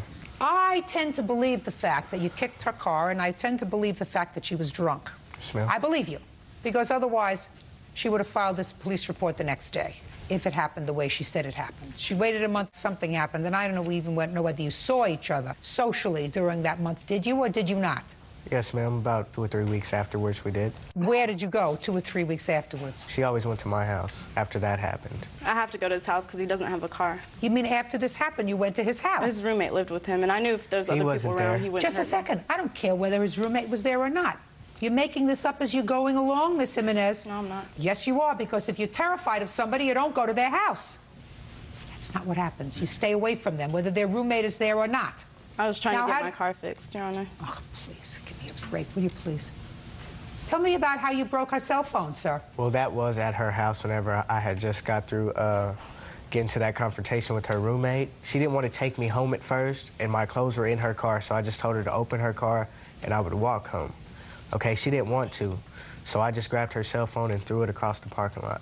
And how much did you pay for your cell phone? She didn't. She got another one free. Did you get another one free? Yes. That's what you told me last week. My friend bought me another cell phone because I couldn't afford to get another cell phone. Okay. Now, how much do you think it's going to cost to pull out the dents in this car? For the particular part that I kicked, $400, because she had showed me the estimate. She went to my house and showed me, and I said I'd pay for that. Perfect. Judgment for the plaintiff in the amount of $480. $400 for the kick to the car and $80 for the cell phone. Stay away from each other. Stay away from him. Parties are excused. You may step out. And, by the way, one more thing. The entire world knows that the two of you now drive drunk. So if you get behind the wheel of a car and kill somebody, it's not an accident anymore. Do we understand each other? Yes, ma'am. Do you understand me? Perfect. Parties are excused. You may step out. My roommate told me that he thought Ronnie was using me. He didn't have a job, and she was taking him everywhere, and I told her that he was the one that was using her. Ronnie did use me. He's scum. He's very violent. No more. That's over. And now the next case. All parties in the matter of Fernandez versus Holt. Step forward. 18-year-old homemaker April Fernandez is suing her boyfriend's sister, 24-year-old nurse's assistant Sheba Holt, for the return of a security deposit. Sheba says she kept the money because April ran up a $400 phone bill. Miss Fernandez, I assume this is your boyfriend? Yes. Your brother? Yes. According to what I read, Miss Fernandez, in your complaint, you had been living with Miss Holt. Her mother. And she lived there too? Yes. With a boyfriend? And there came a time when you and Miss Holt decided to rent an apartment together. You gave her a deposit, $300. Yes. And then you changed your mind. Yes. Why did home? And so, yes, she was living with me under my roof. That's fine. She gave you $300. You don't deny she gave you $300. No, I don't deny that she gave me $300, but I also don't believe that I owe her $300. Well, that's what you have to explain to me. Well, I have a phone bill here from when she stayed at my house. I did say that she can stay rent-free until after she had her child, but I didn't say that she can run my phone bill That's up. incorrect. And so when I got my phone bill and seen all these collect calls that she accepted from that young man who was in jail, I didn't feel like I needed to pay her $300 due to the fact that mortgage was due. We were all still living in that house. Okay, I got it. Step. Ms. Holt, let me tell you this. Generally speaking, you can't do what you want to do, which is write off the $300. And I understand you gave her $70 back. Yes, I did because I felt and you bad. acknowledge she gave you $70 back. Yes, she did. You can't decide that you're going to hold that for bills unless you had a contract that provided that she was to pay a phone bill. Why would I need a... Listen to me. Why? I don't know why. I have no idea why. She was staying at your house with a baby. He's in jail for what? Anything. What in me? But no. Oh, I was in jail for a probation violation because I didn't show up to court, failure to appear. And so I had a warrant for my arrest, and I got put in jail for 2.5 months. Then I got out, and... What had you been convicted of? What have I been convicted of? That was my question. You have the answer. Well, I got convicted of what was it again? It was it was grand theft, but that was in 2000. 2000 grand theft. I want to know what you were violated on, sir. What underlying crime were you violated on? I was violated because I had a dirty pee test because I, smoked weed or whatever. Oh my God. So I got in trouble for that, and I had to do 3 months, and I got out, had a baby, and, I wanted to get myself together and get out of my mom's house. Sounds like the American dream to me. Yeah. Sit down. Okay. I have enough. Miss Holt, Your Honor. Miss Holt, listen to me very carefully. Sure. You owe her $230. Who are you living with now? I still live at my same house. Perfect. With your mother? Yes. Now, what about him? And he comes in and out as he pleases, bringing his little entourage to come live on me. Do you know why that is, Miss Holt? Why? Because your mother permits it. Well, anyhow, I live there, though, No, and I pay half of the bills. Am I speaking? When I speak, you don't. Take your hand off your hip. Only attitude here is mine. That's right. Your problem is you live with your mother. This is her baby. No, No. He's her baby. You're grown up. You work, right? Yes. You help pay the bills? Yes. You have a responsible job? Yes. You've had it for how long? Forever. Forever? Yes. He will always be her baby because he's never going to grow up. He's never going to be responsible.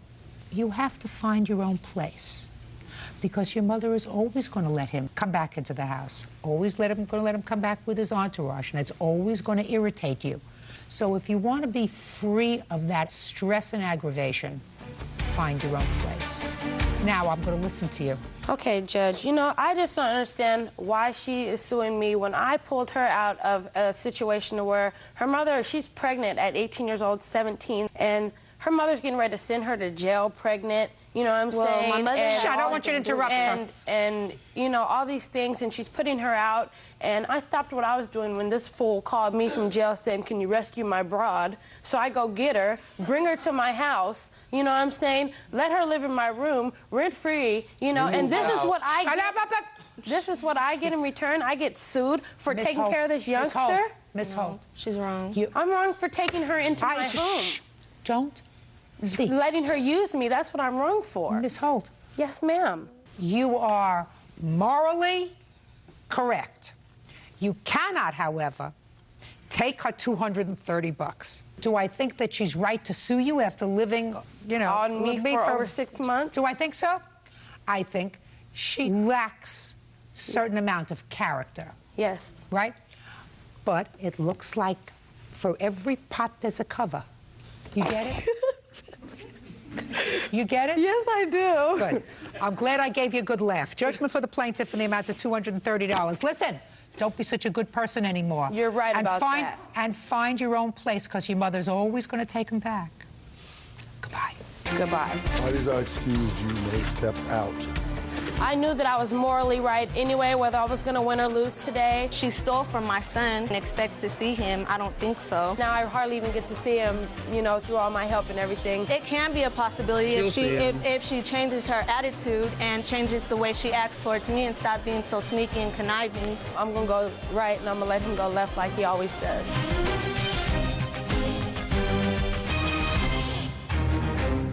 This young lady assaulted you. She just started pulling my hair. She was in my face. She hit me on my head. I defended myself by biting her. Bull. You've been suspended from school 4 times for assault. It doesn't have anything to do with her. Oh, yeah, it does. No, it doesn't. If I want to fight, I'm going to fight. And she got what she asked for, too. Judge Judy. Your daughter is a bully troublemaker. She's in a therapy already. Well, it's not working. This is Judge Judy. 19-year-old student Brittany Craig is suing custodian Lisa Jackson and her daughter, 16-year-old Tamaya Jackson, for damages due to an assault. Brittany says after a high school football game, Tamaya ripped her hair out and stole her cell phone. Order. All rise.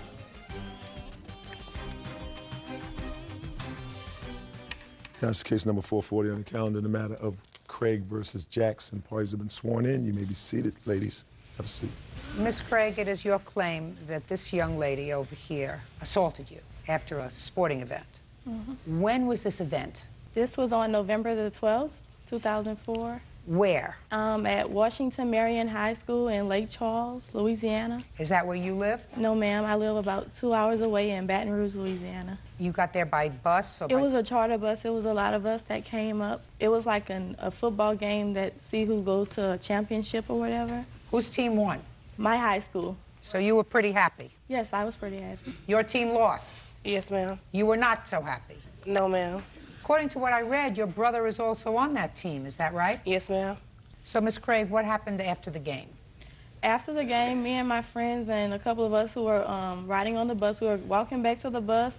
My friend who was with me, she's a witness.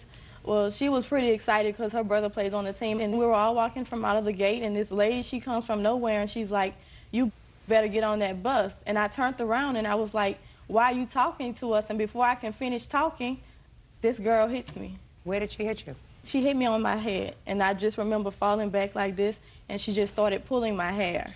What happened next?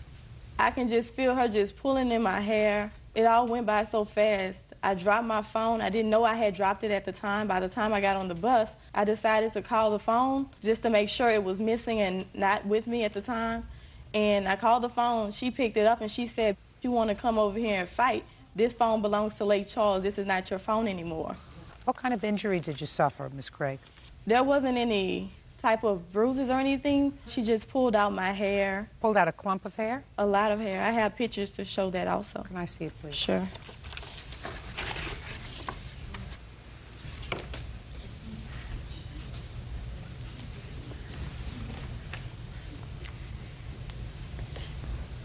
I'm listening. When this happened, I want you to listen to me. I want you to look right here when you're talking, not at the floor. All right. When this happened, we were leaving the football stadium. Who was we? Me and my mother and my sister and my brother. So I was standing there, and she said she was going to her bus, but her bus was behind her. So obviously she wasn't going to her bus. She was looking for something. She was looking for trouble or whatever, because she came confronting us talking about we won, we won. So she said to you, "We won." Go ahead. And she was in my face. And I'm the type of person, if you in my face, you invade my my privacy. So when she was in my face, she was telling me, we won. So I told her to get out of my face. And when she rammed up against me, we started fighting. When I got on top of her, she started choking me. And to keep her from choking me, I defended myself by biting her. She's lying, Your Honor.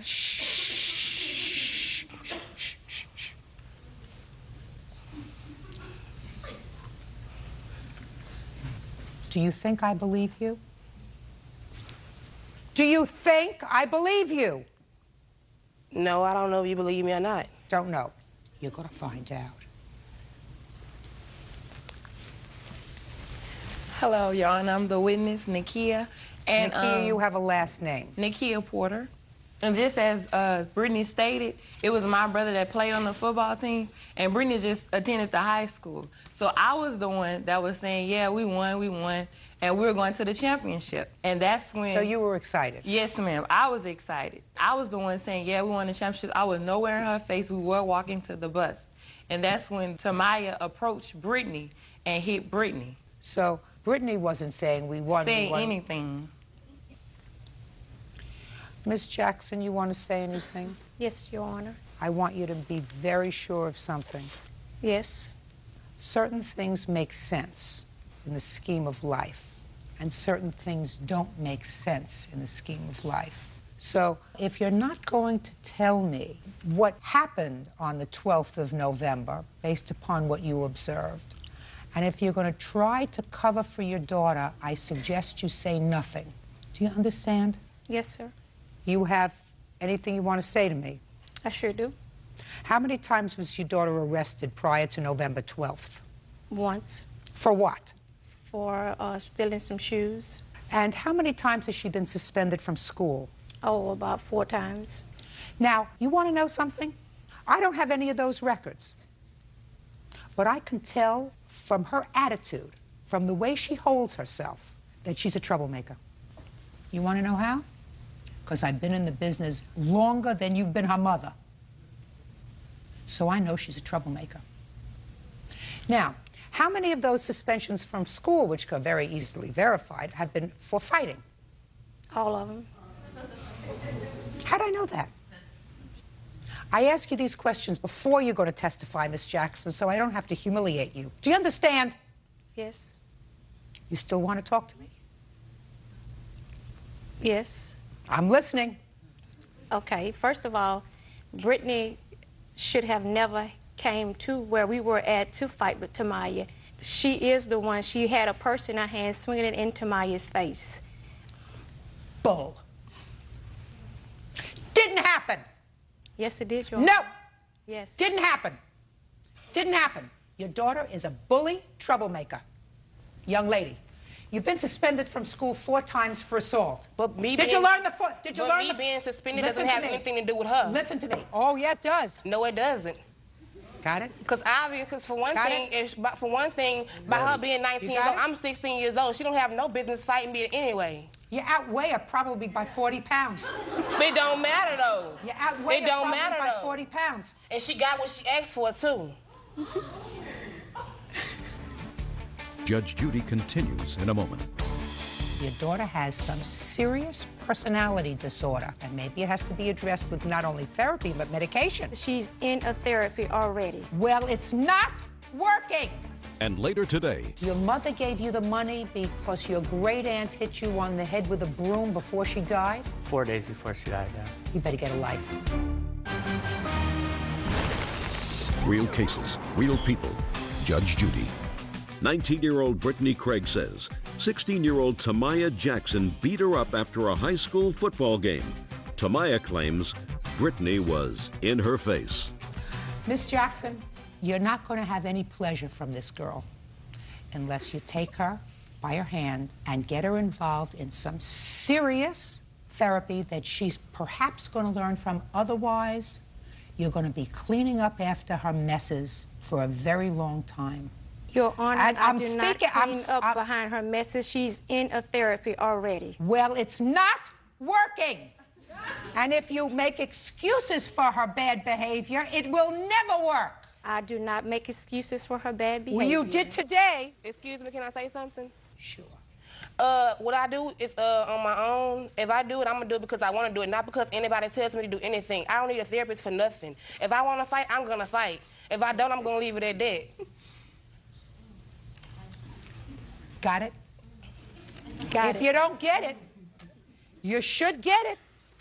Because I don't know how old she is, 17, 16? 16. 16? Maybe, unlikely, but there's always a chance that you can turn the behavior around.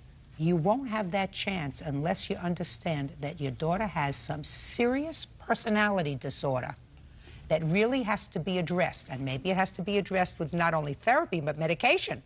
But until you recognize that, She's gone. She's lost. Judgment for the plaintiff in the amount requested, $2,000. That's all. Parties are excused. You may step out. She lied and said something about I pulled her hair out her head, and her hair don't have nothing to do with me and her fighting. I feel like there was justice. Justice was served. My daughter, she doesn't bother anyone unless they come up and bother her. She got what she asked for. Their team was a loser and I was a winner. I hope it's the end of it. And we win today again. So she loses twice. And now the next case. All parties in the matter of Logan versus Logan. Step forward, please. Warehouse worker Brian Logan is suing his mother, business owner Christine Logan, for evicting him from his deceased great-aunt's home. Christine is countersuing, claiming Brian sold her property without permission. All right, Mr. Logan, the defendant is your mother. Correct. Several years ago, you moved into the house that was owned by your great-aunt. You lived with her for a couple of years. She died. Correct. She left the house and its contents to your mother and your mother's sister. That's being challenged in court. Well, was there a will? I had never seen the will. Is there a will? Yes. You wouldn't have a copy of that, would you? I have parts of it, yes. I'd like to see it. This is part of it. Okay.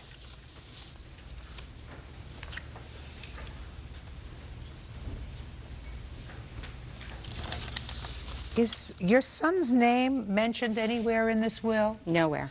You're Christine? Yeah, I'm Christine. And your sister's name is Margot? That's correct. Well, they got everything, sir. That will was made prior to me moving in with her. So what? What does that have to do with this? What It's a will. Your great-aunt left everything to your Well, see, mother we're and her contesting sister. that, or challenging that. This is my cousin Michael, or actually it's her cousin, that she wasn't in full mental capacity at the time that she put get that a out. life, sir. What do you do for a living? I'm a warehouse worker. Why would you think, instead of leaving her property to her two nieces, she would leave her property to her great-nephew? I didn't say that she left it to me. I didn't claim Well, that the if she house was doesn't, if you're not claiming that she left it to you, sir, listen to me. Your great-aunt died, Right. and your mother said to you, you know, we have to sell the house. I assume that that's what she said to you at some point. correct. And according to your mother, she gave you some money so that you could find another place to live. Why didn't you just leave? Because that's not the way it went down. I was given money to buy a truck, was what I was told, for her hitting me in the head with the broom 4 days before she passed away. That's what I was told. Just a second. Not me, my aunt. Just a second. Your mother didn't hit you in the head with a broom. No. So who gave you the money? She gave me the money. Your mother gave you the money because your great-aunt hit you on the head with a broom before she died? 4 days before she died, yeah. You better get a life. You better get a real life. I have Anyway, a life. this is what you have no life. This is what the lawsuit is about. Put your hand down. Did you actually take care of him when he was growing up? Yes, I did. Not really. Do you sometimes... She was did he only have the flu? 16. Quiet. Did he ever have the flu, pneumonia? She never did anything for me. No, she just let you die? So what I'm seeing now is a figment of my imagination. You mean you grew up by yourself? I had my grandmother and aunts that took care of me. She was very young when she had me. Who gave you money after your great-aunt hit you in the head with a broom? She did. What for? To help me get a truck to help me move out. No. Never? Never. What about you, Mr. Randolph? Ever been arrested? Yes, Your Honor, I have. You want to tell me when the last time was that you were arrested? I'd say it would have to be about a year ago. For what? Make sure. It was for, get it right. It was for an assault charge, and they had dropped the charges, found out that it was provoked by 2 other people. An assault charge.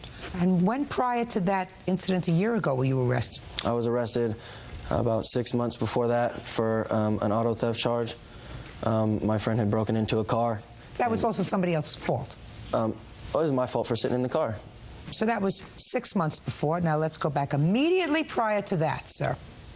I was also arrested for the same thing. Also, a mistake. You keep having the same mistakes. It's almost like Groundhog's Day. I'm just setting the stage, sir, because I've read your answer. Your answer is that they're really lucky because they almost killed me in this unprovoked attack. So you're standing waiting for the train. And what happens, Chris? A couple of my friends came up because the train was running really late. And then Austin and Kent came up to me. Did you know him from before? No. Did you know the person that he was with? No. What happened when Mr. Randolph came up to you, Chris? Can I, be straight with it? Yeah. I want you to be straight with him. I mean, he said, came up and said, like, my friend says you're talking. And I'm just like, well, I wasn't. And he just asked the same thing again. And so I'm looking at Samantha, and my friend's just like, what's going on? And that's when he hit me, and I wasn't, like, looking at him or anything. Where did he hit you? Side of my face. And what happened when he hit you? You fell? Yes. What did you do when he fell?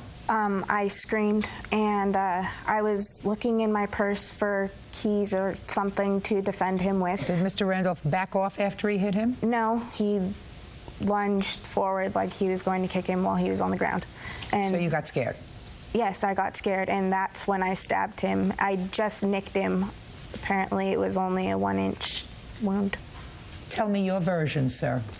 Your Honor, I was downtown with my friends and my friend Demetrius, who I met up with later on. He did not come down there with me, but he was down there already with one of his friends. My friend, the kid that I just met, who I know now, is not my friend because this kid obviously wasn't talking about me. Which kid wasn't talking about you? This young Chris man. Obviously wasn't talking about me. Right. That I see now. But the kid that I had just met had came up to me and told me that he was talking about me, saying, you know, he heard about I got beat up, he could beat me up, all this and this. This young man was talking about how he could beat you up. Yes, that's what I was told. That's what you were told. And I laughed. And there's just a second. And this bothered you. Yes. Why would that bother you? Because I was arrogant. And I felt like I had something to prove. Like I don't want to allow someone to think that they can beat me up. So just a second, I want to tell you something. Yes, ma'am. Bird could beat you up. And I want to tell you something else, Mr. Randolph. Even I could beat you up. I fight really dirty. So you went over to him and you said to him what, sir? I asked him, was he talking crap about me? And he said no, but he was more defensive about it. He was like, no, but what is it? You know, I mean, like, I don't have a problem. And he said no, but I won't want to have a problem. Yeah, and then a couple of his friends started to come up and stand behind him. So my friends came over and stood behind me. He said, no, no, no. So I went to turn. I was like, all right, I don't want any problems. I've had problems in the past. I'm kind of just going to drop it. I went to turn. When I turned, he started to move his skateboard. I thought for sure that he was going to hit me with the skateboard when I turned. So I reacted. I only hit him once, and he hit the ground. That's all it takes, sir. So after you hit him, what happened?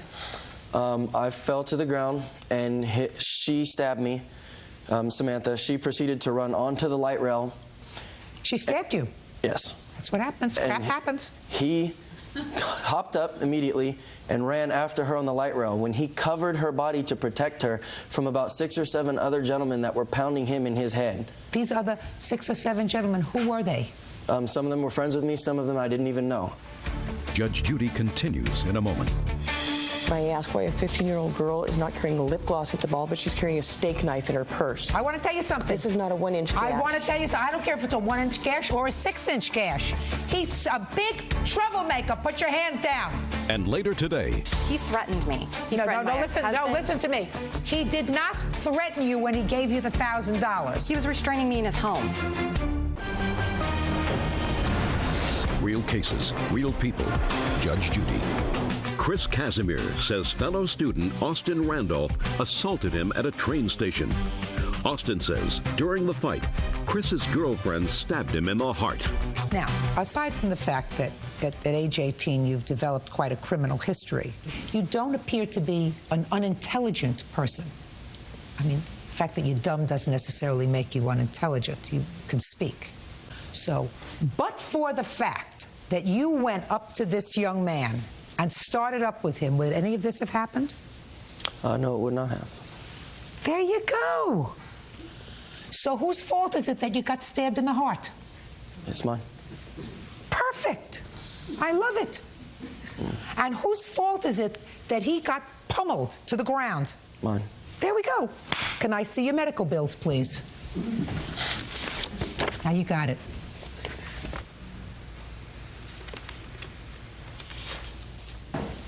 You have anything you want to say? He said it all right so far. He probably wasn't going to say it all right, but he probably realized I really Your Honor, could. I would like to say something. If I could, sure. please. May I stand? Sure, I'd like to hear you. Yeah, you know, yes, my son has had a history. We all make mistakes. He's learning from them, and, you know, this has been taken to court with Samantha as well. May I ask why a 15-year-old girl is not carrying a lip gloss at the ball, but she's carrying a steak knife in her purse? I want to tell you something. This is not a 1-inch gash. I want to tell you something. I don't care if it's a 1-inch gash or a 6-inch That's gash. what you did to my son. Listen to me. I don't care if it's a 1-inch gash or a 6-inch gash. This is what he did. To start with. Now, the fact that she had a weapon in her purse to defend him, to make sure that he didn't get hurt any worse, good for her. And I'm glad she didn't have a lip gloss. Unbelievable. I'm glad she didn't have a lip gloss, because I don't know what else your son and or his friends would have done to this young man and or this young woman. He's a big troublemaker. Put your hands down. He's a big troublemaker. This is what he did. For no reason, because he's a bully. And you should have gotten that word a long time ago, when he was 14, when the first time he was arrested. Idiot. That's why people walk around with weapons in their pocket, because of his behavior. In any event, at least your son is intelligent enough to know not to fall into my mouth. I don't know where he was going to start with today, but at least he finished in the right place. I suggest you get there, too. Judgment for the plaintiff in the amount of $5,000. That's all. The judge hit it right on the head. Gave me nosebleeds, and I had no equilibrium all summer. I was having a lot of problems then, and I don't have problems anymore. This kid definitely is a troublemaker. She stabbed him in the heart. He had open heart surgery, you know, and she had taken from him. They chipped her tooth, ripped her clothes. They were all beat up. I was the captain of the wrestling team. I ran track. That's not possible anymore. It's not the money, it's the principle of the thing, and I'm just glad that, you know, everybody saw him for what he is. And now the next case.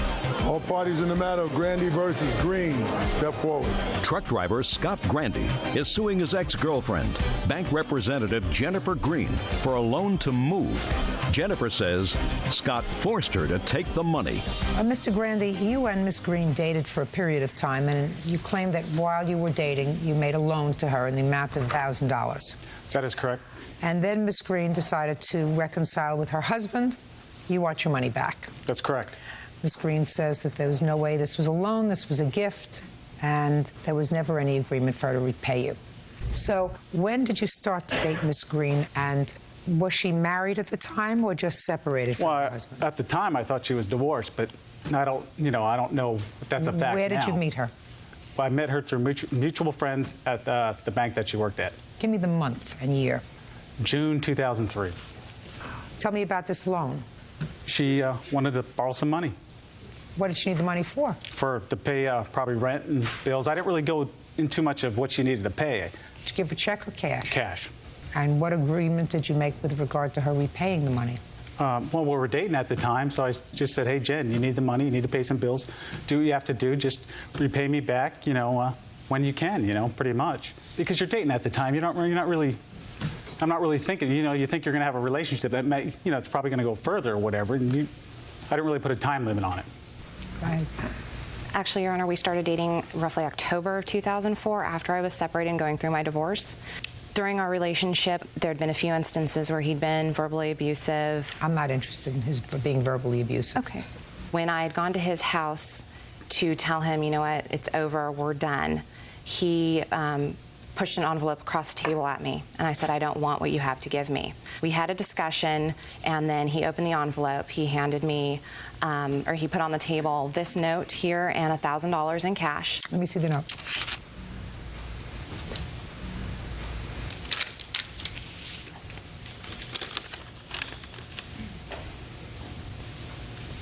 Go ahead. And at that time, he handed me the $1,000, and it just sat on the table. I said, I don't want your money. Yes, I was a single mom. Yes, I was in the midst of a bad divorce, but I was not about to take charity or handouts. I never had in the past. He then proceeded to keep pushing the money at me, and then when I tried to leave, he restrained me. He would stand in front of the door. He would not let me leave. He was holding me. He kept shoving the money. So despite the fact that we went over there to tell him that it's over and we don't take charity, you still left the house with the money. Yes, that's true. And you spent the money. Correct, I did, to move. You spent... He was stalking me, Your Honor. I have a restraining order against him because of this. You spent the money. Correct. Your Honor, there's a lot that precedes the money that was gifted to me. Show it to him.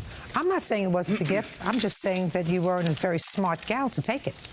I'm not saying that he expected to be repaid. I don't think he expected to be repaid based upon what I've heard so far. I'm telling you that you're not a very smart girl, because if you have somebody who's, according to you at least, has been verbally abusive, because that's what you tried to get into before, who stalked you, you have a restraining order against them. One of the things I would do is, if somebody feels like an idiot, a real schlemiel, because they've given you money, and you go back to your husband, which you did. No, I did not. Well, according to him, he came back from vacation, he found your husband at your house. We have a child together, Your Honor. Put your hand down. But you don't take the money, because that makes him feel like a bigger idiot. Now, I'll hear you. Your Honor, I was in love with her. You know, I was helping her out. I got it. Okay. There was no contract. Right. There was hurt feelings, because you felt like an idiot. You felt like a fool, like maybe she made a little bit of a fool out of you. Well, when I caught her with her ex-husband, it was pretty much cut and dry. Okay. Well, in any event. But anyway. Go ahead. I do have evidence of the stop payment check. I do have a text message I'd like you to look at saying that she owes me the money. Let me see it. You just need to scroll down. Thank you. Could you do that for me? You know I'm electronically challenged. Don't bother trying to cash that check. I stopped payment on it. You will get your money back. Leave me alone. Did you send him that? Yes, I did. The day he came over to my house, my ex-husband was at my home, correct, with my daughter. Scott shows up out of the blue like he did often. He started becoming verbally abusive with me. I told my husband, you stay in here with our daughter. He was being confrontational with me. How much after he gave you the $1,000 did he show up at your house? Maybe a week. I'm not sure of the exact time period. So very, very shortly thereafter. Correct. And was it the same house that you had been in while you were dating? Correct. So I assume you still had the money? Correct. Why didn't you give it back to him? That's what he wanted. He had gifted it to me. No, that's not what I'm asking you, Miss Green. Put your hand down. Told me a moment ago that the reason that you spent the money was to move because you got a restraining order against him, but that's a lie. No, that's true. No, that's a lie. Because at the time he came to the house and found your husband there, and you gave him this check, because I read your answer, you gave him a check and you balled it up and you threw it at him, and then you stopped payment on it the next day, right? So you knew he wanted his money back, and you still had his money because you hadn't moved yet. I was in the process of moving, Your Honor. You had the money because you hadn't moved yet. I didn't see any moving boxes. Just a sec. Listen to me. Okay, sorry.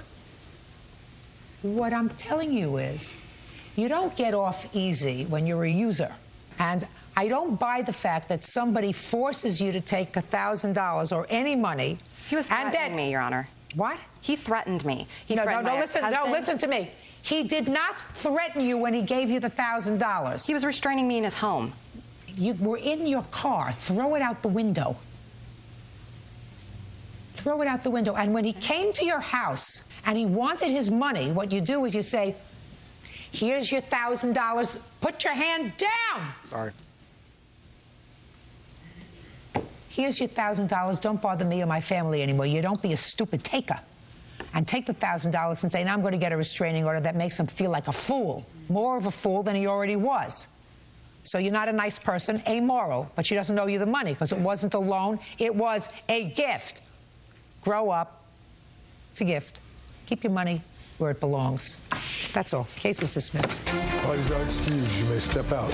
I tried to break up with him, and he just wouldn't take no for an answer. I caught her back with her ex, and the relationship took a turn after that. He threw a propane tank at me one time. That never happened. Scott just needs to grow up, and when it's over, it's over. She doesn't want to pay the money back, and she's trying to make me look like a bad guy on TV. I used the money to move. I figure, you know what, he's the reason I'm moving, and he can fund it.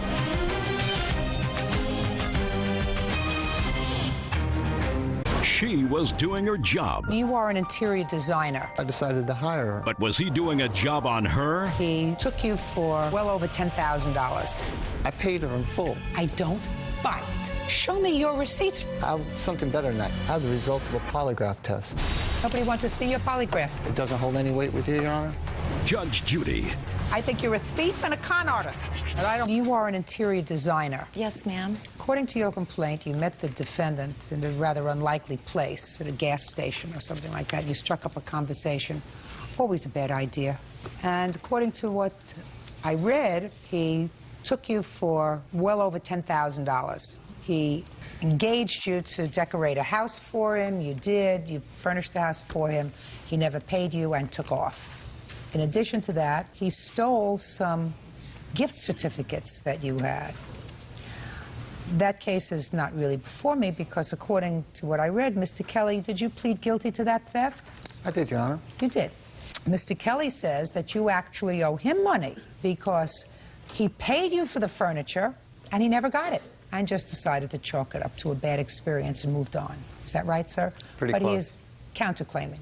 Pretty close. Mr. Kelly, you met Miss McDougal when, sir? August 15, 2002, at a gas station at about 3 in the morning. Now, when did you engage her services to decorate your home? Shortly after that, we started a personal relationship. I learned she was an interior designer. So I decided to hire her because I had a beachfront condo that needed furnished that was going to be sold. Okay. What kind of work were you doing in August of 2002, Mr. Kelly? I was a financial consultant, Your Honor. For whom? Kelly Consulting, 6 years. For yourself? My dad opened the company. Now, you needed furniture. Did you go with Miss McDougal to pick out the furniture? No, Your Honor. She picked it out herself? Yes, Your Honor. And she showed you photographs? Yes, or you she did. gave her carte blanche? Pretty much, Your Honor. Pretty much what? I gave you 2 questions. You can't have the yes, pretty much. I gave her both. carte blanche. She showed me photos of the items that she was going to custom order for my beachfront home. She came over and did a consulting of the beachfront property on September 6th. She looked over the home, charged me roughly $6,000 and change. I paid her in full. Okay, so she charges $6,000. $6,800. I have the exact amount. And what was the name of her decorating firm? Well, Your Honor, she called it.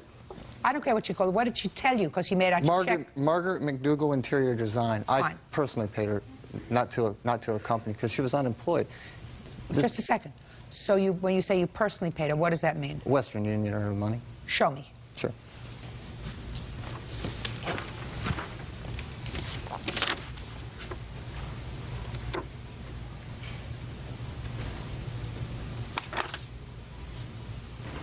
What is this, sir?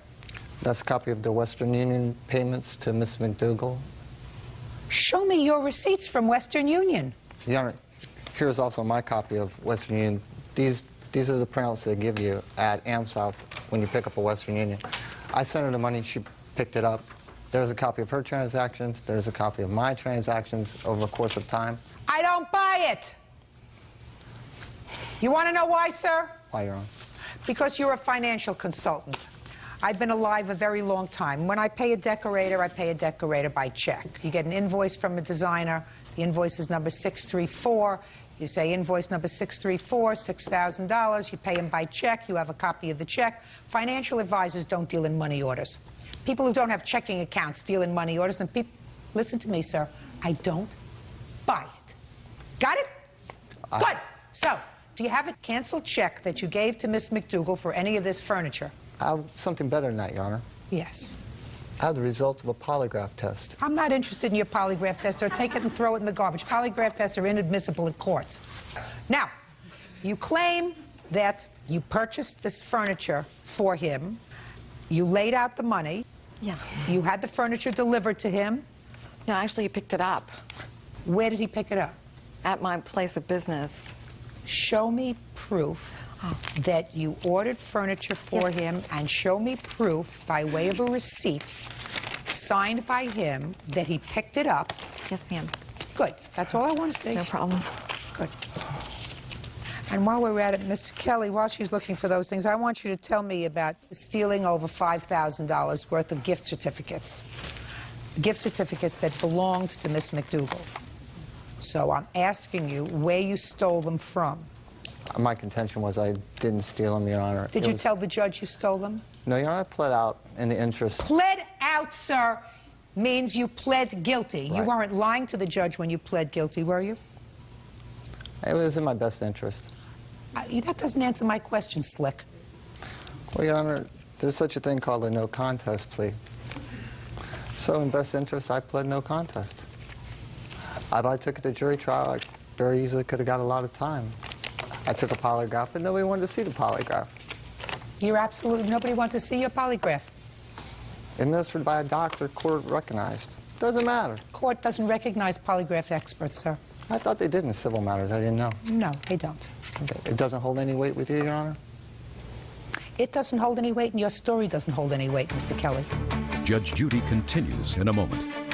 I think you're a thief and a con artist. I don't know what her story is, maybe just stupidity.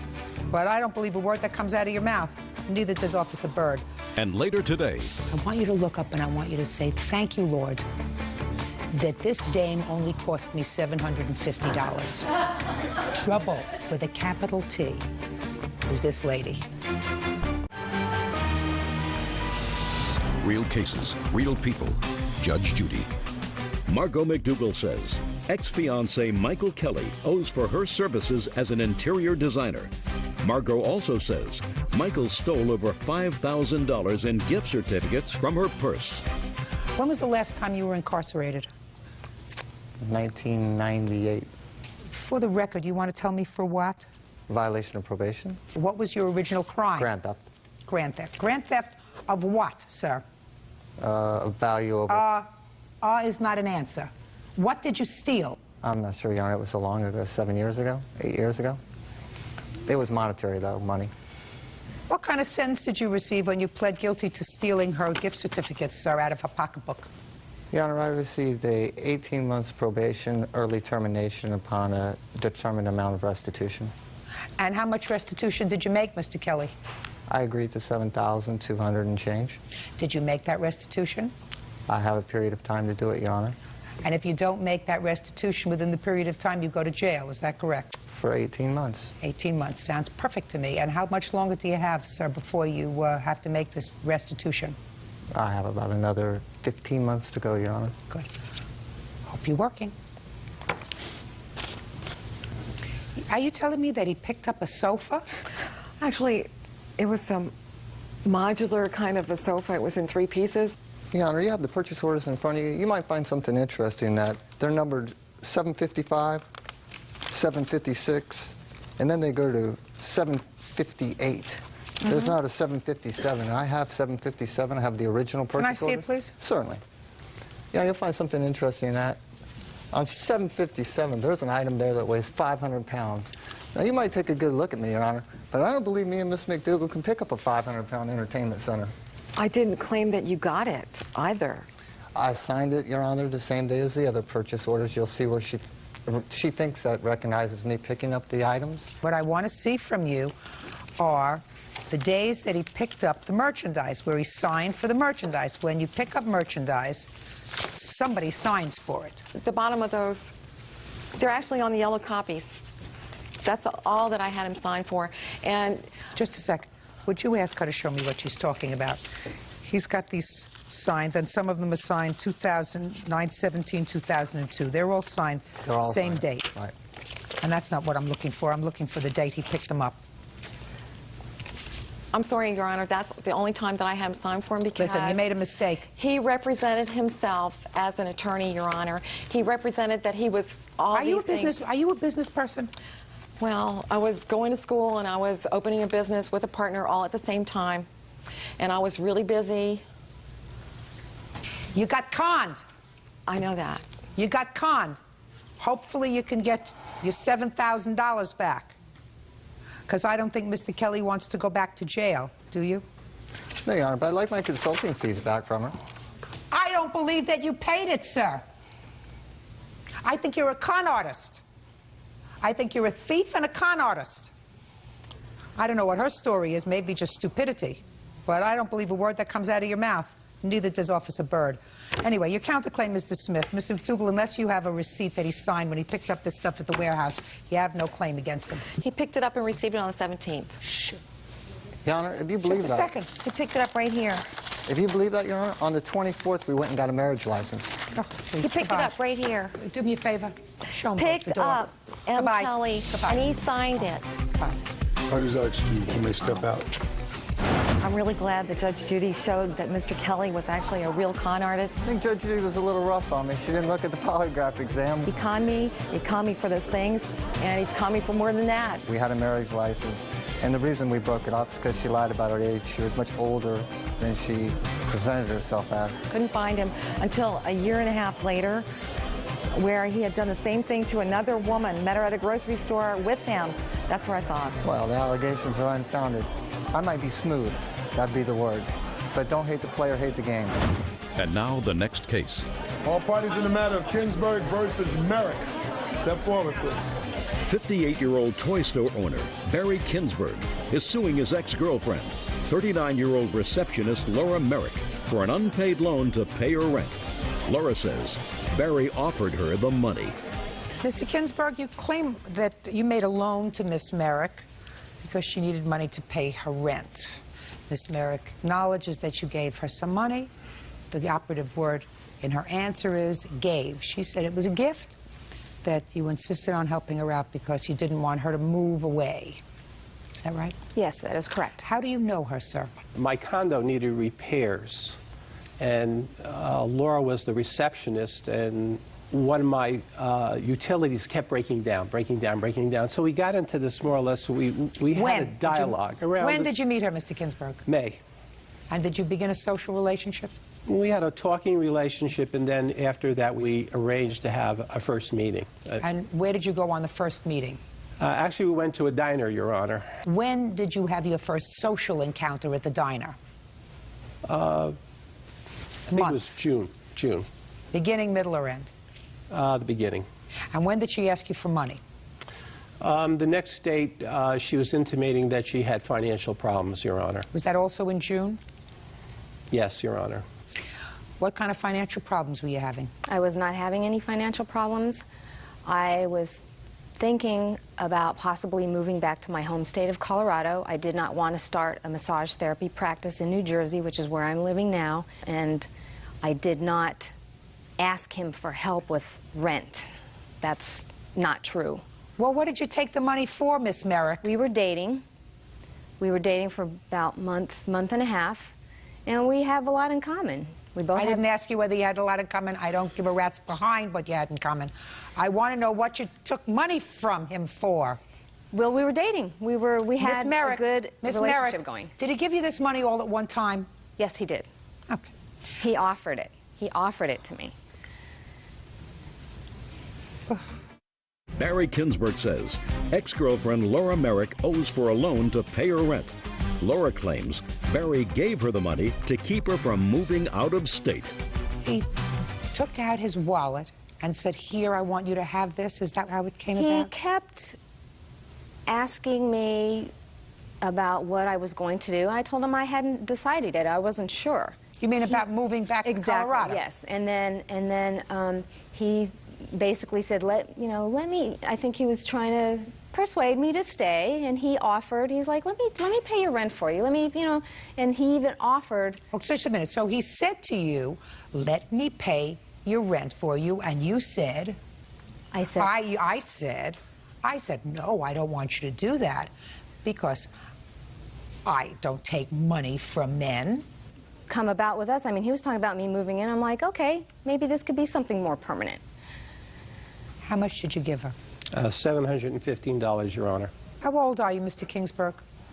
56 You have to think about that. Yeah. How old are you, Mr. Kinsberg? I just had a birthday, Your Honor.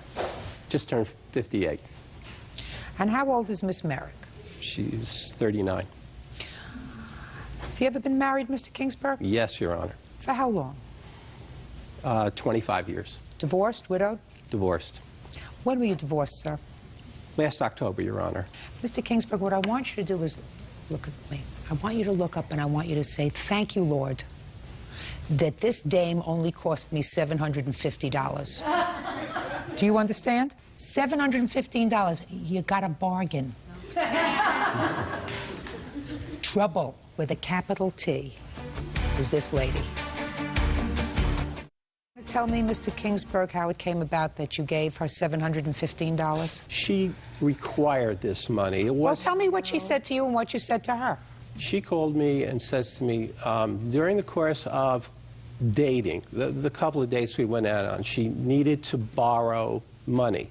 Where did you expect her to get this money from, Mr. Kingsburg? She told me that she was getting a rebate from Colorado on a vehicle. She was getting money back for her insurance. In fact, I asked her, how are you going to repay this?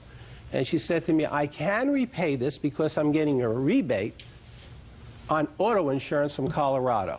How much after you received the $715 from Mr. Kingsburg, Miss Merrick, did you decide that he was annoying? About within a week and a half, phone calls every day. Then he started coming around my apartment building, and I was home one day and I observed him. He drove up, he was like looking around at my car and then drove off, and that's when I really started to get concerned because I was like, oh, this is getting really strange now. And then one of my neighbors told me one day... Don't tell me what your neighbors told you. Mr. Kingsburg, you're a lucky man. But, you know, age appropriate isn't terrible, Mr. Kingsburg. How old was your wife? She's 50, well, she's about 50. That's nice. Right. That's nice, Mr. Kingsburg. Find somebody more age appropriate and who has a little more character. In any event, I believe you when you say that she asked if she could borrow some money, and I believe that she told you that she was expecting a rebate check, because I don't think that you would make that up. And since I don't believe a word that comes out of her mouth, I'm going to issue a judgment in the amount of $715. Thank you. That's it. Thank you, Your Honor. Why did I excuse you may step out? There was a condition to it. If there wasn't a condition to it, I wouldn't be standing at Judge Judy. It never was a loan. It was, he just gave it to me, and we were considering moving in together. I think probably in all relationships, there's sometimes people hear what they want to hear. The coming around to where I lived, and I wasn't there, I was, you know, and asking talking to my neighbors, and I got a little concerned after that. Sometimes you take these relationships, some can be fixed, and some cannot.